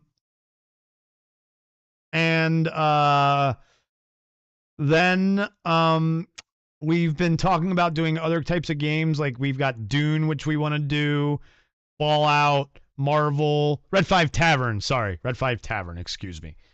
I don't know if we're going to do another D&D campaign, but we're going to do like Dune, I think is the one we want to do next if you're interested in learning that with us. Again, we also have Marvel, I have Stargate, and Fallout were the ones that we were going to try and do. So, well, let's get you into the Dune game then. I think would be cool, definitely, to get you into the network here of red shirts. Fallout is a fun one. We've played it. We've done Fallout. It's a cool system. I think Fallout is one that others want to do as well. And people are really excited about. So maybe, I don't know, we'll see. Spencer and I will talk about it and see what we want to do first, Fallout or Dune. We spent a bunch of money on Dune. So that's why we're kind of like Dune. But we also need to do more Fallout one. And again, I want to do the Stargate one, which is a really like in-depth one because of all the different worlds and stuff you can go to and races and all the story if you know Stargate at all. And the Marvel one I bought through, which I spent a bunch of money on that one too, through Roll20, so that's all like connected to Roll20, which is kind of nice. And Stargate, I think I can connect to there too. Yeah, so we got a bunch of options. Maybe we'll do a social media poll, see what people want to see us play first. I don't know. We've wanted to do Dune. We've wanted to do the Marvel. There's a whole bunch we want to do. It's a matter of like finding players has always been the key. So, Patrick, thank you for hanging out. Doc, thank you for hanging out. Spencer, Matthew, as always, thank you for coming by. Peace out, gummy bears. We'll talk in the Discord about the options to do whatchamacallit, the tabletops. Breewood, I saw you sneak in here. What's going on if you're still there? You kind of came in the middle of deep conversation about Japan and Helldivers. So hope you're doing well as well. We'll be back tomorrow for another main course. Again, on Thursday, we'll be starting a little earlier at around 11:45 Central, 12:45 Eastern for the Xbox Dev Direct presentation, and then we'll jump right into a main course from that, covering that and any other stories from the previous day. And then Wednesday night and Thursday night, of course, bedtime stories will return. And Friday, we're still trying to figure out what I'm doing Fridays, gaming, day of rest, what have you. This Saturday or Sunday, Dingus Den and I will be recording our first episode of Shell Talk. So he'll drop that on Dingus Den probably in the next couple of weeks. So that'll be awesome. I know he's been trying to get some more content on there. So go give Dingus Den some love. Go give Bill's on, Bearded and Blessed is Silk's channel. Check that out. Go check out our Twitch. We got some other fun projects coming up soon in the near future. Maybe even something coming up on a different channel, but not a different channel. You'll see. You shall see, folks. Dun, dun, dun. And don't forget, February is Rare Disease Month, and February 28th is Rare Disease Day, and we will be raising money once again for FMF and AID Global Association. I have familial Mediterranean fever, or FMF, so that's why this cause is very personal to myself and the rest of the red shirts, because this is something that we do because it means a lot to me, so it means something to them as well. So look out for all more stuff on that. We will be hanging out all month long in February. I'm going to be streaming a lot. You have no idea how much. I will let you all know in a little bit, because I'm going to plan it all in a certain way. It's going to be fun. We're going to have lots of fun. So see y'all tomorrow for another episode of the main course. We had lots of good nom-noms today, and hopefully we'll have a lot of good nom-noms tomorrow. Catch you later, everybody. Peace out, Red Shirt Nation. Peace out.